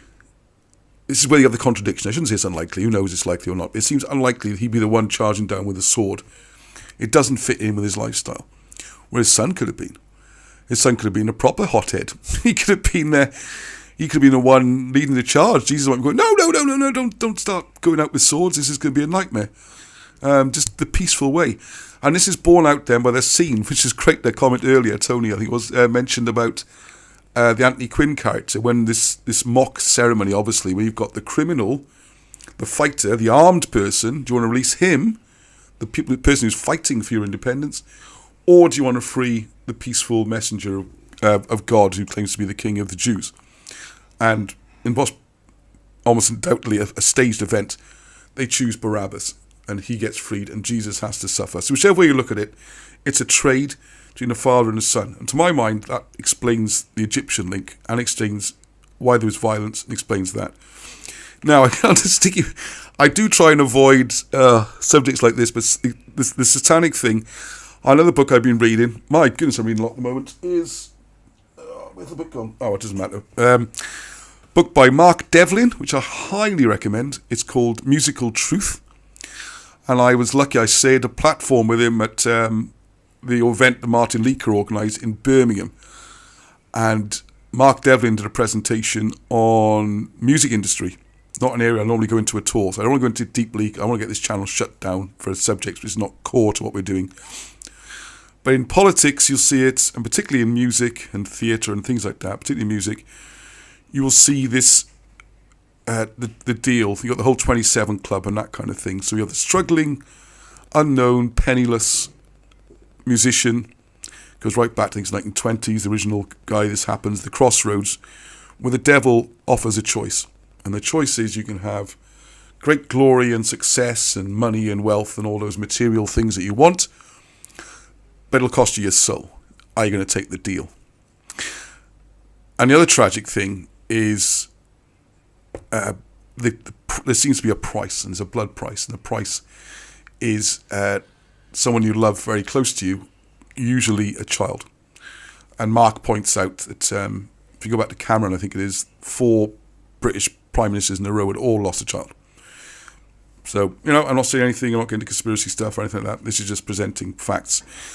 And if you go through all the tragic deaths and all the musicians dying at 27, which is 2 add 7 is 9, it's a Druidic number. All these things come in, all right? So we're into a serious, dangerous era. When I read that book and read all this and tying together all this extra information, what it strikes me, this is my closing thoughts, are getting late, 20 to 10, is that Jesus is made the same offer. You got that 40 days in the wilderness representing this time. He's got nothing. He's hungry, he's starving. And if you read in the Bible, the devil Satan presents this option to him. You can have everything.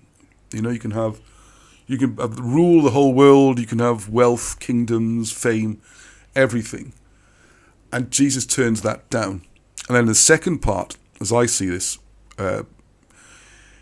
is that he's then offered. This is the situation described around the crucifixion. And what makes Jesus special? He's then offered everything again, but it'll cost him his son. And the difference with Jesus to a lot of the people who've gone down this route, sold their soul, if you like, is that Jesus wouldn't take the deal. He wouldn't trade his son. He said, no, you're not sacrificing my son just for me to have my material successes. And that's why he hands himself in and does the deal, and the son is released. And this is why I think it's so important. And these are the 2 key scenes from the whole New Testament: the temptation, the offer of greatness, and the offer of the son sacrifice, which is actually the son of Jesus. And then the whole thing moves back, and we're into the British, who that son was, and how he becomes so important for British history. So there you go. There's one for you to think about. I'm not preaching. I'm not ramming this down anyone's throat. And I'm not trying to affect or interfere with people's faith. I should say at the beginning. I meant to say at the beginning of the program, please don't take this as an attack on anyone's faith or religion. It's just throwing up things, different ways of looking at things, if you like. And hopefully it's evidence-based, and it's treating this as an academic exercise rather than a preaching exercise. So we are. I hope I didn't go into too deep there. I'm fascinated to see the comments. What I'll do, I'll bring this to a close in a minute, and I'll do what I did last week. I thought it was really good fun. I'll finish my bit, and then I will then trail back through the comments a bit and have a read what other people have said, because it's just me thinking out loud, and sharing thoughts. And I'm sure there's better informed and clever people on there explaining where I've got this all wrong. But that seems to be the key message, and it makes sense to me then. You think, because the obsession in the church with the acts of Jesus are everything except the crucial one. That's what I look at it.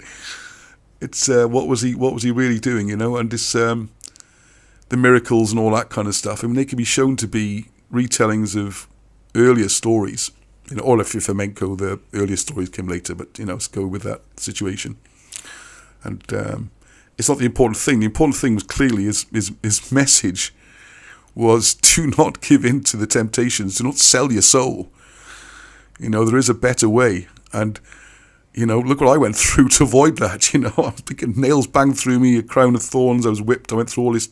I'm crippled, I'm becomes the Fisher King. And I've still survived. And I'd rather do that, and that is the way to do it, than have everything in the world given to me, but it cost me my son. It's kind of like a lot of things, the church is upside down in a way, isn't it? The son of the father, and the father, because why would a loving God put his own son through all that? Is one of those contradictions you get. Anyway, so I'm sure Luke will put me right on all this, and he's got some brilliant things to say, so hopefully get that up very soon. All right, so next week, I am hoping, how about this for a Fandangle cover? How cool is that looking? This is going to be you can see what it says there. Original Odyssey. How an ancient Egyptian circumnavigated the world in 632 BC and gave Homer his story. Wilson and Blackett. Yeah, I got to put my name on the front. Alan insisted. So you got to put your name on it, you know. And I had to put my name on this one because one of the things people say is not just showing off putting your name on a book, it's taking responsibility. So if you put something, I want my name on it, I'll stay anonymous, I don't want the glory. Like, no, you got to put your name on it because then people say, who wrote this rubbish, Who do I go and tell? So you have to put your name for this. 2 reasons why you do it. It's a responsibility thing. So I'll just read the little blurb I've written for the back. Might get changed. Was the fabulous voyage made by the sea captain Odysseus Ulysses fiction, or was it real? The pharaoh Necho II, alias Ramesses II, rewarded a sea captain for a much-quoted voyage of circumnavigation that began in the Red Sea, sailing southwards, and took 3.5 years to complete. The successful sailor arrived back home in Egypt by passing through the Straits of Gibraltar and sailing eastwards to the Mediterranean shores of Egypt. The crew had to stop and plant grain crops on their journey, and they arrived home in triumph. The 19th century decipherers naturally assumed that the circumnavigation meant a voyage around the continent of Africa. They did not, however, think of associating this remarkable 3.5-year seagoing journey with Homer's Odyssey. Or that they went round the world, not round Africa. It's round the whole world. And this book shows that Homer returned his characters from Troy to Egypt and then wove them into a retelling of this ancient Egyptian tale.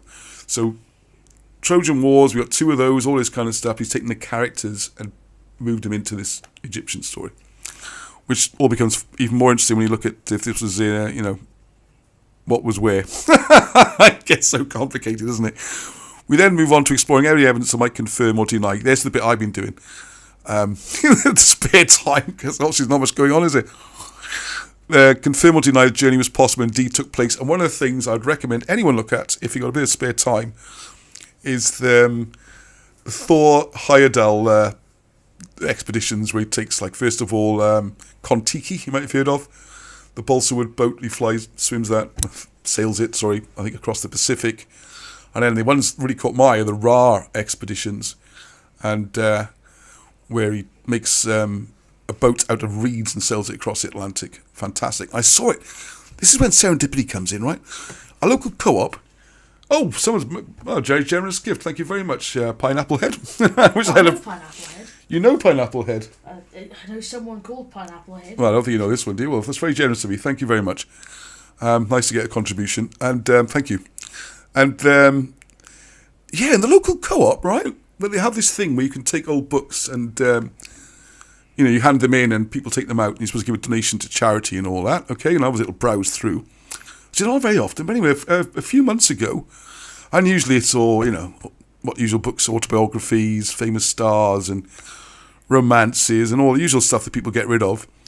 I was there one day and this absolutely battered copy of the Ra expeditions. Ra, like the Egyptian Ra with the boat on the front and everything. Well, I'm putting together the original Odyssey stuff. I'm going to have a look at this. And I'd heard of Kon-Tiki and I knew a bit about it and everything. But man, I am so glad I've another book I got to read. It's big. So I've not read all of it. And I did this thing. I'm just going to say, before people think I'm a complete weirdo. Where's the Ra? That must be in the kitchen, I think, isn't it? Because I don't know where I've left it at the moment. Anyway, it's quite a thick book, all right? And I did this a few nights ago, and I was like, I need to... there's some information I need in here. I can't read this huge book. So I'm going to just think, all right, show me where to open it. And I opened it, and it was bang on, because the one bit that said... It talked about this circumnavigation around Africa, and he mentioned it, and he mentioned Necho and all that. I'm like, I don't believe it, it's in this book. Yeah, he's actually got it in there. And then the other thing it talked about as well then was some other bit I really wanted to know about, which is and then he talks about the trade currents and how you do the journeys, and I was like, okay. So I have not read all the book, but by sheer whatever, I just read the books I most needed. And I will try to read all of it at some point. There's some good videos on YouTube. Anyway, I'm rambling now. Right, you're going to play us out, Arnie B? Yeah, but with I'm going to go back through the comments in a second. Gosh, another donation. Thank you very much. The same one, there's a question attached to it. Just found your channel a week ago. Very interesting. Where should I start? Well, that's a good question. Well, what David is doing, which is a bold enterprise. David, who who took me out today, showed me the sites in Bather and Tarandoisant and things like that. Thank you for that, passing that question on, Arnie. He's gone back to the first broadcast, the live one, and he's working his way through. And I warn you now, the production of some of the early ones are really terrible. Microphones failing, lights going out. Some disasters, wasn't it?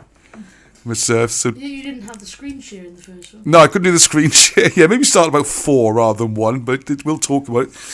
There's a whole set of books, though. I'll just do a quick screen share. Thank you very much for asking. What a lovely question, and I have to answer that question. And the place to go for all the stuff, hang on a second, a quick screen share. If you go to cumroglyphics.com, and you can see all the books. If you want to order some books, and that's what I'm talking about a lot tonight, Where Jesus is Buried. I should have called that Britain's Hidden Christianity, brackets, also includes Where Jesus is Buried.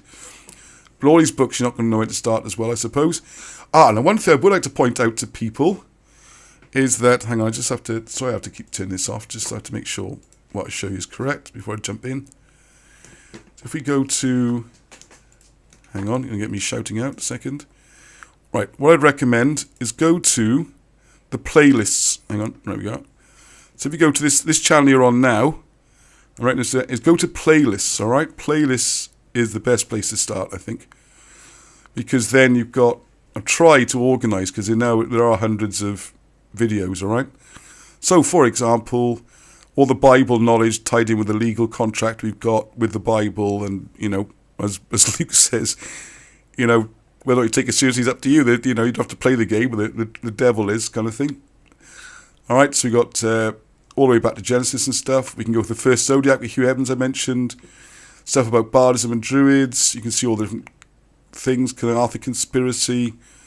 There's Robert Shaw list, Architecture of Power. I should put his name on that. So there's loads and loads of playlists, which is probably the easiest thing to go through. Dating myths, which is not how to get a girlfriend. That's about chronology and things. Things like, basically it's Velikovsky, most of that.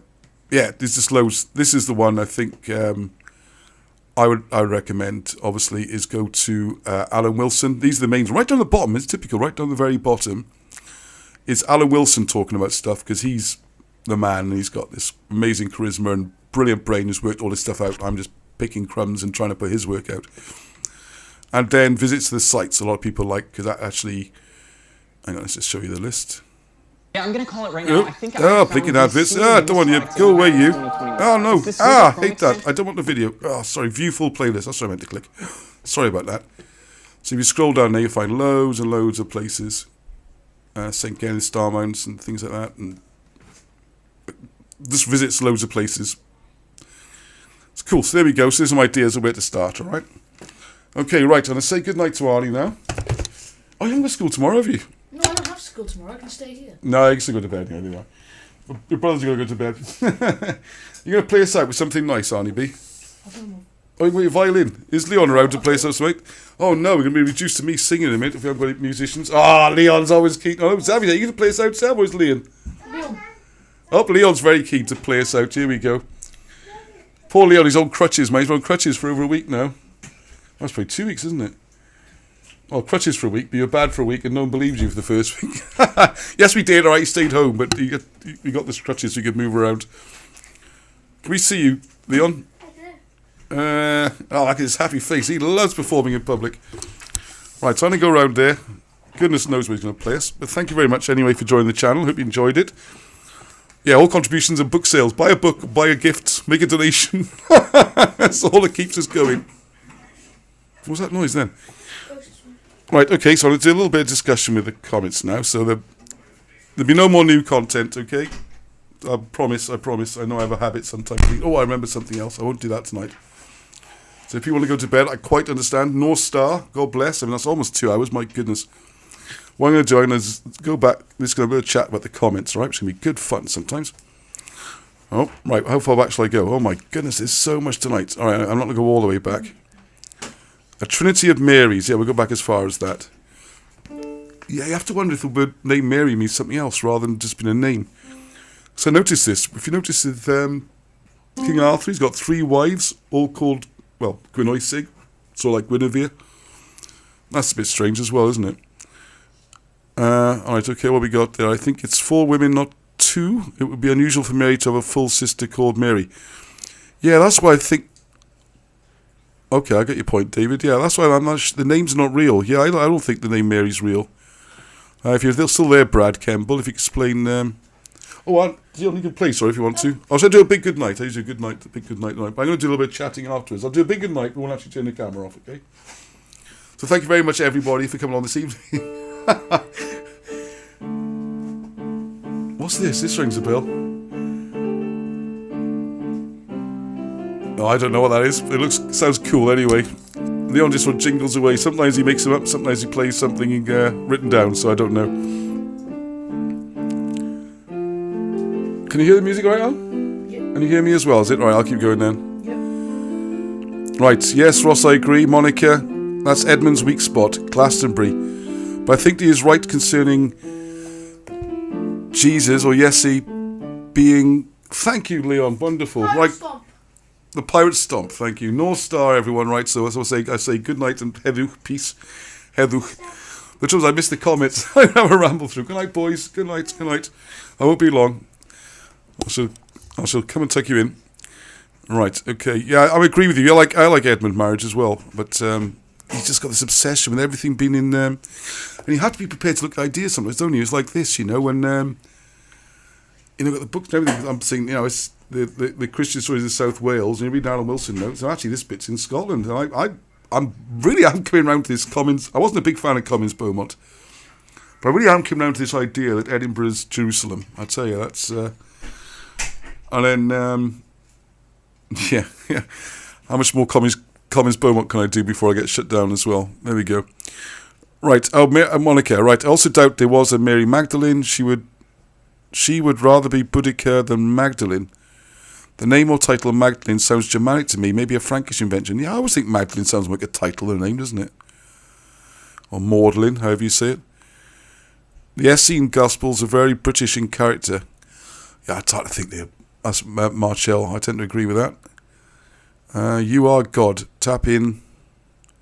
Oh no, I lost my place. Sorry, I was trying to scroll down without a scroll down thing. Oh, I can do it on here, it'd be easier.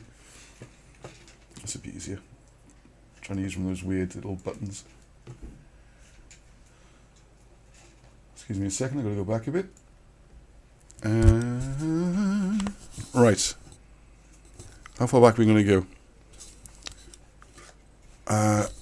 Right, here we go. Yes, that's where I was. Right. David Church. James Tabor, might enlighten us on this one. He has much studied the Holy Family. I've asked him to get in touch with Ross about the early church in Britain. Ah, okay. Yes, okay, that makes sense. Okay, yes, please. Yes, that'd be good. I could do an interview or something. I always like to hear other people's views. We're all on a quest of learning. And that's a big part of... I don't know what Essene culture, I shouldn't say that. But definitely the Druidic thing is your journey. Your life is a journey of knowledge. You're given this brain and this information. You've got to use it and find things. Always be learning. Keep finding your purpose in life and what it's all about. And this is where that slight disagreement. I suppose disagreement, but it's not meant like that. With Alan Wilson, he says that the Mabinogi showing the different levels, like from amoeba up to animals up to humans being the highest form of life, is sign of evolution. I don't really go with that. I'm not really into evolution anyway. But I would go with that. That's the reincarnation. If you come back with a bad soul, as it were, you come down lower the chain and you move back up again. Very much like the Buddhism system, isn't it? You got Buddhism and Bardism, it's almost the same word. And Sanskrit and Welsh, so much of it's interchangeable. Pendraig, look to the stars for the answer. The answer's in the stars. Well, it seems very important to the ancients, doesn't it? All these temples facing stars and sunrises. As is with the Mabinogion, the Bible is the same concept. Jesus is just a story in the Christian version of the Mabinogion. Wow, that's an interesting way to look at it. Oh yeah, just reminded me at some point I have to do Alan Wilson analysis of the Old Testament, which does fit in with a lot of what you're saying there. Explains how a lot of that is again astronomical, which again does not mean the real characters did not exist. This again, some of it's an allegory and some of it's historical records. You have to be able to unpick them. We vibrate, yes we do indeed. Yes, I'm going to try and get to a higher vibration. Now everything's trying to drag us down. David Church, Magdala is Hebrew and Aramaic. Do you know what? I think we should actually we'll do it now. It's not fair knows what I got to bed, but Magdala. Has anyone actually looked at it? Well, I'm going to look. I can't stop myself. Come on, Welsh speakers out there. Like, the trouble is, I'm miles behind the comments now. Marchell says Magdalene is Magda, which means tower, allied to German Mädchen, which is the same as maiden in English. Okay, that makes sense. Is there an MAG word in Welsh? In the Old Welsh, by the way, not the old, new dictionaries. This is 1803. A lot more fun with this one. I've been looking up Babylonian translations based on what Alan Wilson says. And it's like, oh, it sends a shudder. I can't wait to get onto that one. But I did promise no more tonight. Mag, the act of rearing, bringing up or educating. Rearing, education, nurture is mag. It's interesting, isn't it? Magaden is a nursling. Wow. All to do with nurses.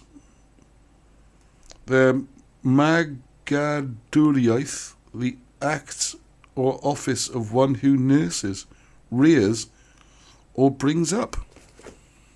Wow, how about them onions? Maybe, oh, gosh. There's too much to get my head around at the moment. Getting a bit late for my brain, but there we are, something to think about. It would sound Frankish due to Frankish being derived from ancient British like Greek was. There you are, David Church. Tony, I can't read the second bit. Tony Roberts. God resides in us all, Sophia Wisdom, or the Kundalini Serpent. You all have to be awakened to it. Yeah, I'm coming around to more of that. I'll try and, yes. And Luke explains quite a bit of that. If you go to the Luke playlist. Ra is, right, Enlightened Turtle. Ra is the sun, yet Geb and Nut are creation. However, Anu is Lord or the sky, and his sons Enki and Enlil allegedly had a conflict over human creation itself, hence the Sumerian flood myth. Right, okay, thank you for that information. Mr. PH30, virgin means a Norwegian, young, unmarried. And so Butik Kjomfri was a long-used store title. All right, thank you. Just like stepping off the porch there. Cheers. Like Turtle, I believe all the gods ultimately originate from India. It's the same pantheon as DJ Lee. Sorry, I said that. DJ Lee. Yeah, Wilson Blacker's position is that, or the British position, I think, really, is that the languages and everything all started from the Middle East and went to places including India, which is why you can see the links between the languages, because they share a common origin rather than going from one to the other. Collins Beaumont, and before him Waddell, are quite adamant that the Aryans brought these messages and words and gods and everything to India. And that's where they tapped into the caste system and everything. So there you go. The trouble is, you get into those areas, you're immediately put into the racist category. You know, some bits of... You can't just academically analyse some things. Yes, some history states that Joseph, husband of Mary, was a stonemason or carpenter. Yeah, well, have they got that right? This is the question, isn't it? Indian gods, the Sumerian pantheon. What's amazing is lots of these things, pantheons are the same, aren't they? Hello, Ross, and all the time. Nice to be here. It's Dane Ironside. Hey, Dane, how you doing, Dane? Good to hear you. Good to see you. I hope you appreciate this. There's a lot of Scotland on tonight. I'm moving things to Scotland. He's been nagging me for ages. I should have mentioned you. I can understand. Right, okay. The essay in Gospels are very British in character, yes. Do you believe the Mahabharata was the Trojan War? Right. I'll come back to that one another time. Was the Mahabharata... Yes, it's great questions. Was the Mahabharata the Trojan War? That's a brilliant question. Could well be. Could well be. Very interesting. Yeah, that'll make a lot of sense. Or what I should say is the Mahabharata a rewritten account of the Trojan War. We think there's at least 2 Trojan Wars being conflated. This is where you get a bit of confusion. We'll go into this more next week with the Odyssey thing. So you've got the original war in Britain, probably about 1100 BC, and then this later medieval war around, what's generally referred to as Troy, below Istanbul, sort of Western Anatolia. Gary Taylor, hey, does anyone here have the number to the Akashic Records? I don't know what you mean by the number to it. 741. Owen here, one of the lost 10 tribes they were. Yes, quite possibly. Where the tribes went, and as Alan says, they were never lost. They always knew exactly where they were. Marshall Abrahams, David Church. Oh, a thoroughbred in his or first race it's still called a maiden. Yes, horse racing. It's still called the maiden chase and stuff, don't they? Shakespeare's hidden codes and his finds in star maps. Oh my goodness. Don't throw me down another rabbit hole. Currently trying to read about 5 books a week at the moment. And it's I got a lot better at reading fast. And I tell you, you can surprisingly remember more. What you have to do is talk to each other. You talk, like, when you sit here and do this show, for instance, in like 2 hours, you kind of use this, Don't really have any notes. What notes do I have? Oh, I wanted to mention Valmai. And of course I read the notes tonight. Actually, I did cheat tonight. Yes, I did have typed notes tonight. Right, there's a few discussions. David Church, big head of them to think they can take decisions about who is God and what God wants us to believe. Yeah, isn't it amazing? They had a vote about whether or not Jesus should be considered a God, to deify him. And it's even worse than that, because apparently one of the groups that were on the way to the vote were delayed and weren't there, and they held the vote without them before they'd arrived to make sure they had the majority. Well, not they changed the date or brought it forward. The key thing was Constantine was to get everyone just to agree. Just agree. One empire, one world, one religion, Zeke. Very much like going in the world at the moment. One, what's it called? Baha'i or something, isn't it? One global religion, one global language, one global government. There we are. Go for it, Ross is brilliant. Oh, thank you very much. Right. There's a channel here, Enlightened Turtles, recommending, called GTA Soul. GTA Soul. Okay, if you're going to tell us more about that. Antiquity of the British Church was 3 times affirmed in the councils. Yes, Martin Levain talks about that. There's a Japa in Edinburgh. What would Jonah say? I'll tell you, there's so much stuff in Edinburgh. It's really... I should do more on Cummins Boat one of these weeks, the Edinburgh thing, because it's fascinating that he is winning me over. I was really sceptical about him. You have to be prepared to move your position. And the biblical descriptions of Jerusalem, and the hill and the sea and all this, it doesn't match the one in the Palestine, whereas Edinburgh does, and has all the places their name as well. I got to do the Atlantis episode as well, and like I say, I like to. We talked about it already, but it's very convincing arguments. But again, I think he takes extra bits, which I think he's over-egging it, or taking things too far. Right, Freemasons are Gnostic. The G stands for Gnosis. Yeah, they have that kind of G, it's like the measuring thing, isn't it? I can't remember what it's called. So maybe throwing in the J was to confuse people and find it hard to trace the names. Yeah, Nance Hardwick. I tell you what, that's not it could well be. Just stick a J on the front to ruin it. Because in Welsh, Jesus is still Yesu, I-E-S-U, still Yesu to this day. Ross, when are you going to talk about Jesus in the Talmud? Luke, you can talk about Jesus in the Talmud. We'll speak to you tomorrow. I have not read the Talmud. I tell you what, Alan Wilson reads all these books and seems to memorise them. I know he does it. He knows the Bible better than anybody I know. Anyone who thinks this kind of stuff is an attack on religion is wrong. It's a digging in to try and find out what Christianity and all that is really about. That's what it's about. It's not saying the whole thing is nonsense. Quite the opposite. It's saying really read it and look literally and, find out what the real message is. I think Luke and Brad have gone really well for a conversation about Kabbalah and all that kind of stuff.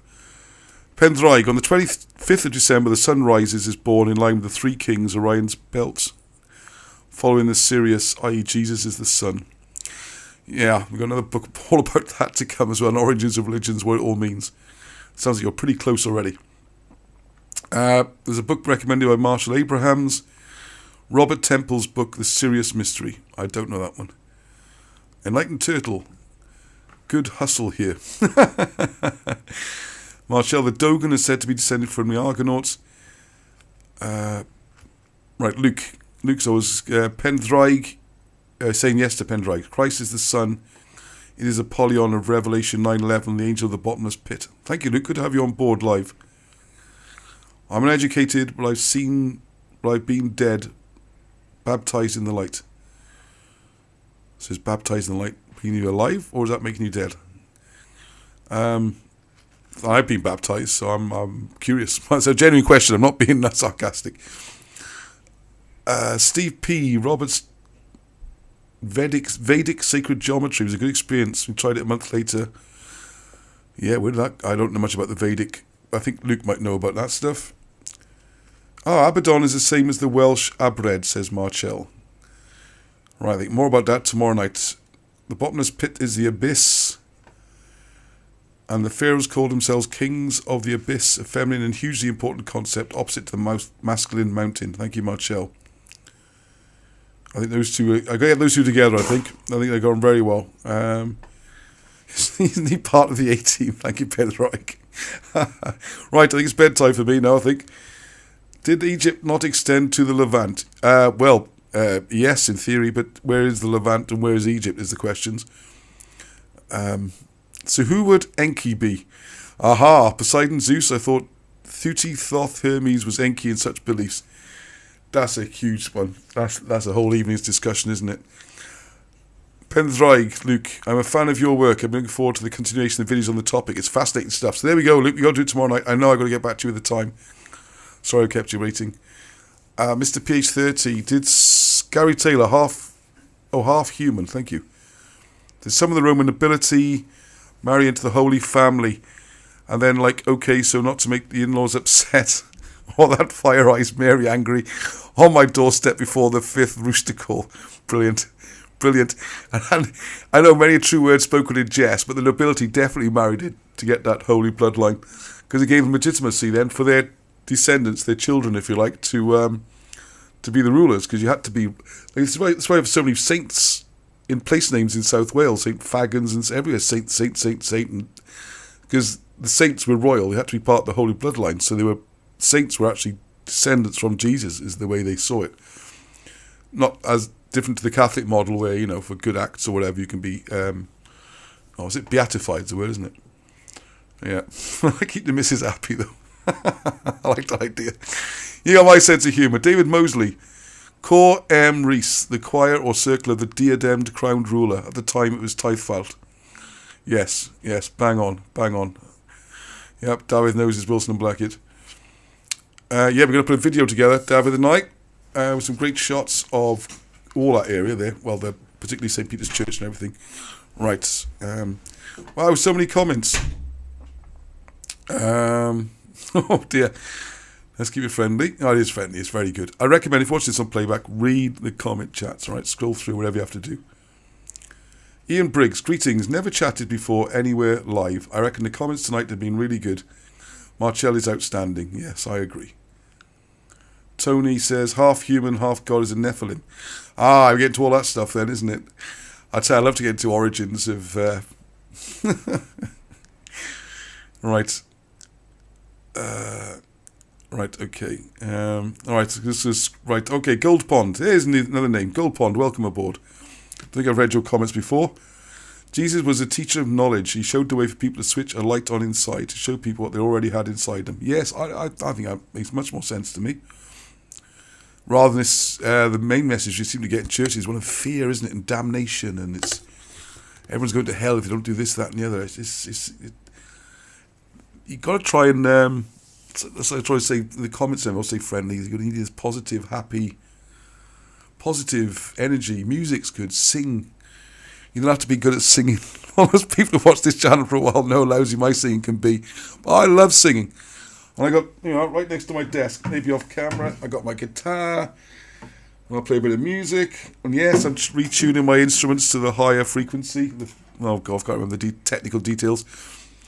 Arnie reckons I'm tone deaf and can't count at the same time as well. So anyway, but these high, raising our frequencies now is definitely important. And it keeps you positive, There's so much depression and sadness in the world. So, right, Luke, I love the etymology of words and no religious bias. And okay, all right, I think they're having a bit of a ramble or something.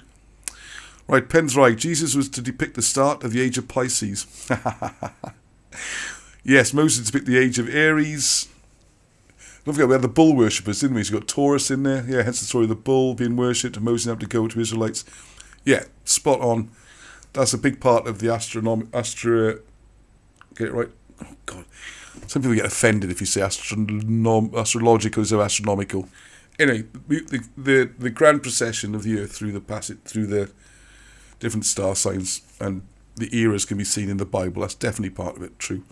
There's more to it than that. A lot more to it than that. Wait till that book comes out. That's the trouble with every waking hour. So I need people to help. If you can become a member, I'm trying to think of all different ways of raising some funds to keep this going and all that. The books, and thank you, Pineapple Head. Donations are always great. Right, Golden Pond, or Gold Pond. The unconscious did that to Jesus. God, the essence, would not do that. The essence is all being, doesn't have sides like right or wrong. Yeah. David Church, was there already Welsh, Maori in New Zealand when the Odyssey got there? I don't know about that, but there definitely seems to be hieroglyphs and markings out there, which I would love to see and see if we can translate them using hieroglyphics.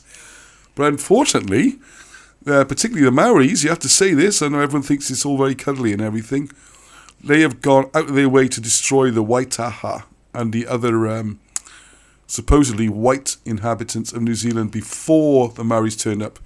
And don't forget, the Maoris only came a few hundred years ago. It's not like Australia. No one's claiming the Aborigines have been there for thousands. The Maoris have been there for thousands of years.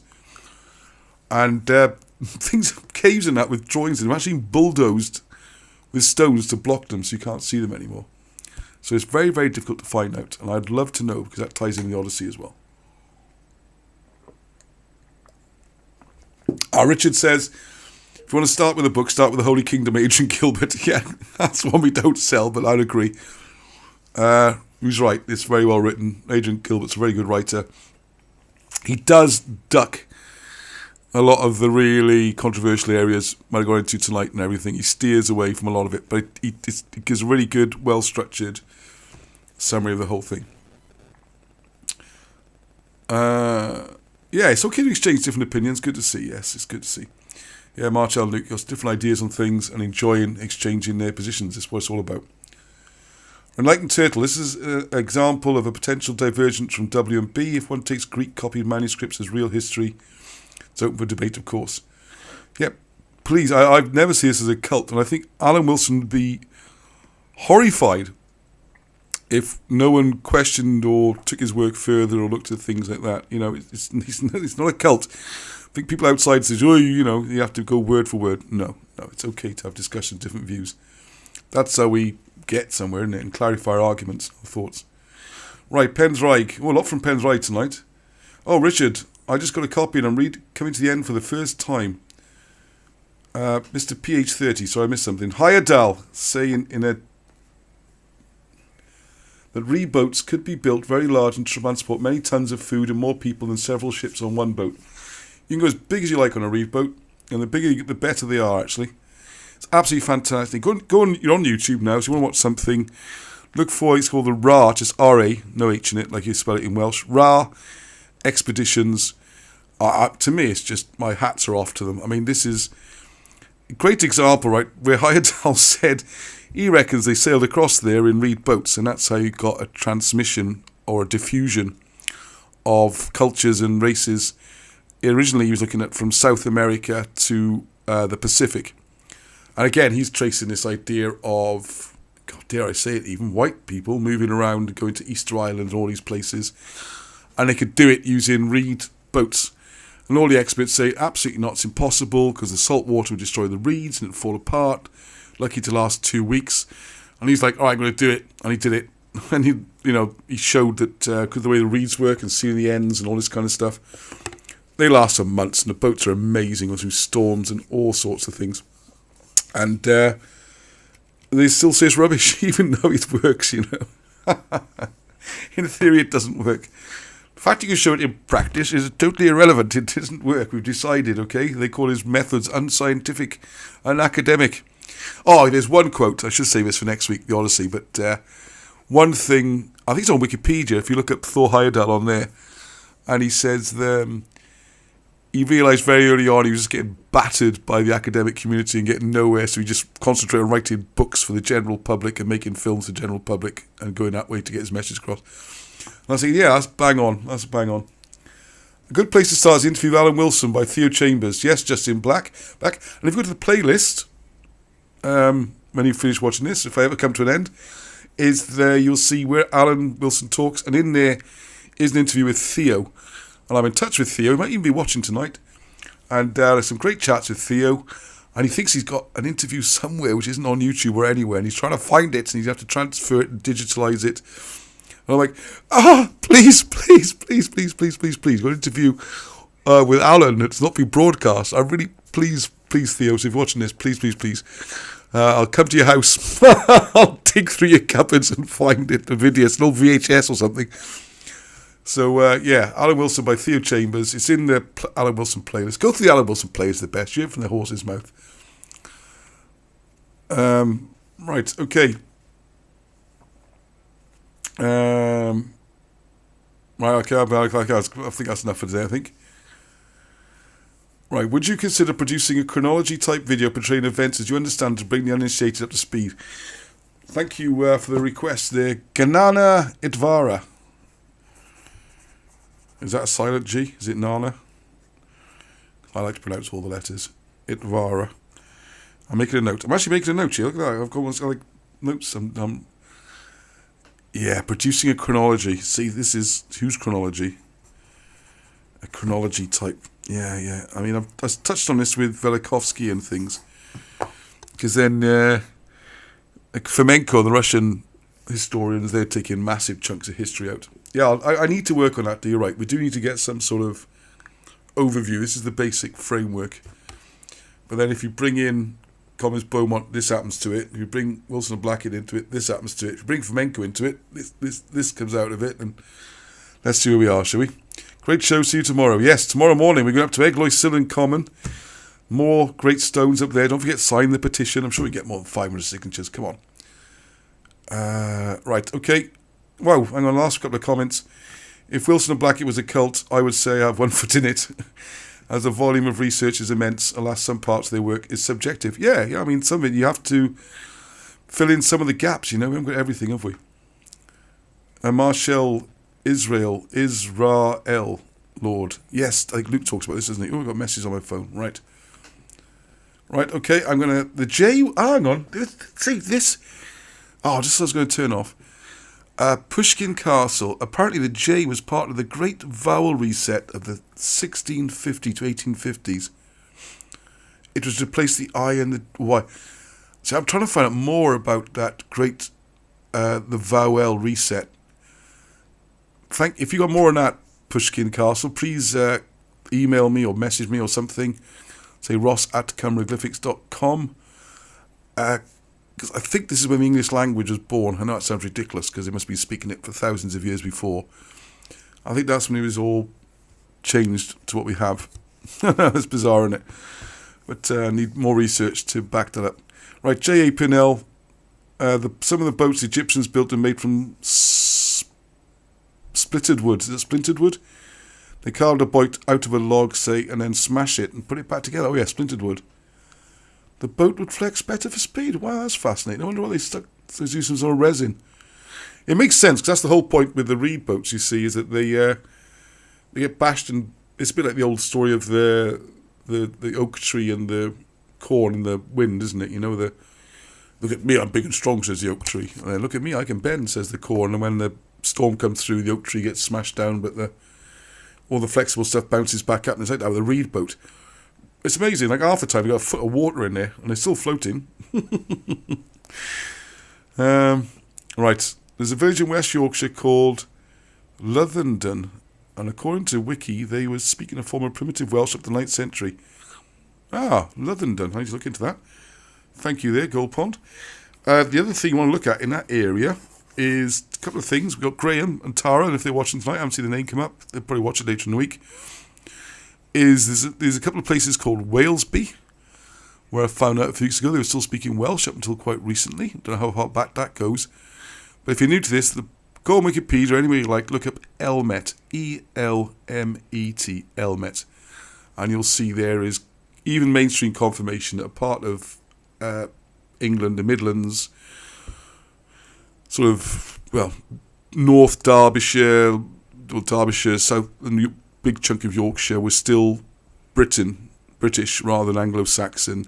Like you said, at least 9th, 10th century, so maybe that ties in with that, I don't know. Simon Roper, Vowel Resets is a good channel. I like a book. If anyone can find a book on it, that'd be great. I'll try and have a look at that as well. Alright, okay, really are coming to the end of the night now. So, Arnie B, do you want to go and do the honours with turn the camera off? We've already played that once, so watch your headset. Oh. So I've done that before. I walked off the headset on and pulled all the computer and everything flying. I just drops the headset and then drops everything flying. Oh, I got my sandwich I haven't eaten yet. You do? Brilliant. Right, okay. Which button am I going to press? Hang on a second. Is it 3? 3, is it? I think. 3. Hang on, I better make sure. Hang on a second.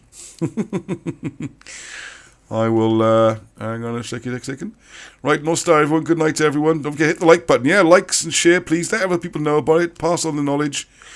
Consider buying a book or a game or a present or a t-shirt or something like that. It all helps us out to make fantastic... I should wear them, shouldn't I? I should wear more of this stuff.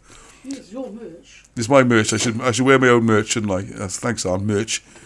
You'll learn this jargon from the boys, you know, merch. But we've got to keep things going somehow, haven't we? Oh, by the way, just so you know, we share the revenue with Wilson and Blackett and help them have the kind of old age they deserve. Let's put it that way. Let's put it simply. All right, okay. Till the next time, then. See you all. Do you want to go live tomorrow, Luke? There's a challenge for you. We're going to record it. Maybe we'll do that live. So check out your feeds. You might see a live broadcast, or even 2 during the week, just so I can keep up with things. Until the next time, going to thump it on. Don't hit it too hard. He can't wait. He can't wait. All right, no star Pope. Good night, everyone. Heddwch. Ah, you whacked it. You knocked it clean off. It's 5. No, it wasn't 4. Look, 3. I said 3. Listen to the recording. I said 3. It's a knob. Oh, you can't please visit after me, especially on a Sunday. Right, try again. Put the camera back up. The camera's pointing in the ground now. I can't do it now. Oh, I said it was... We'll do this again, right? Try and get the camera somewhere near me. If you get me on there, you can klutz. You just saw his face then, yeah. You're now shooting the ceiling at the moment. Right, okay, all right, okay. I'll do this again, right? After the edit, no one ever know on. It's like, no one ever know, okay? Right, you ready? Right, everyone. Pretend that didn't happen, all right? Right, everyone, until the next time, no star Pope. Good night, everybody. Peace, which in Welsh is Heddwch. Yay! Kind of worked. Right, good night. Turn the microphone off now.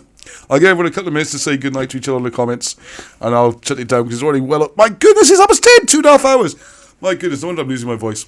Never happens. Bye.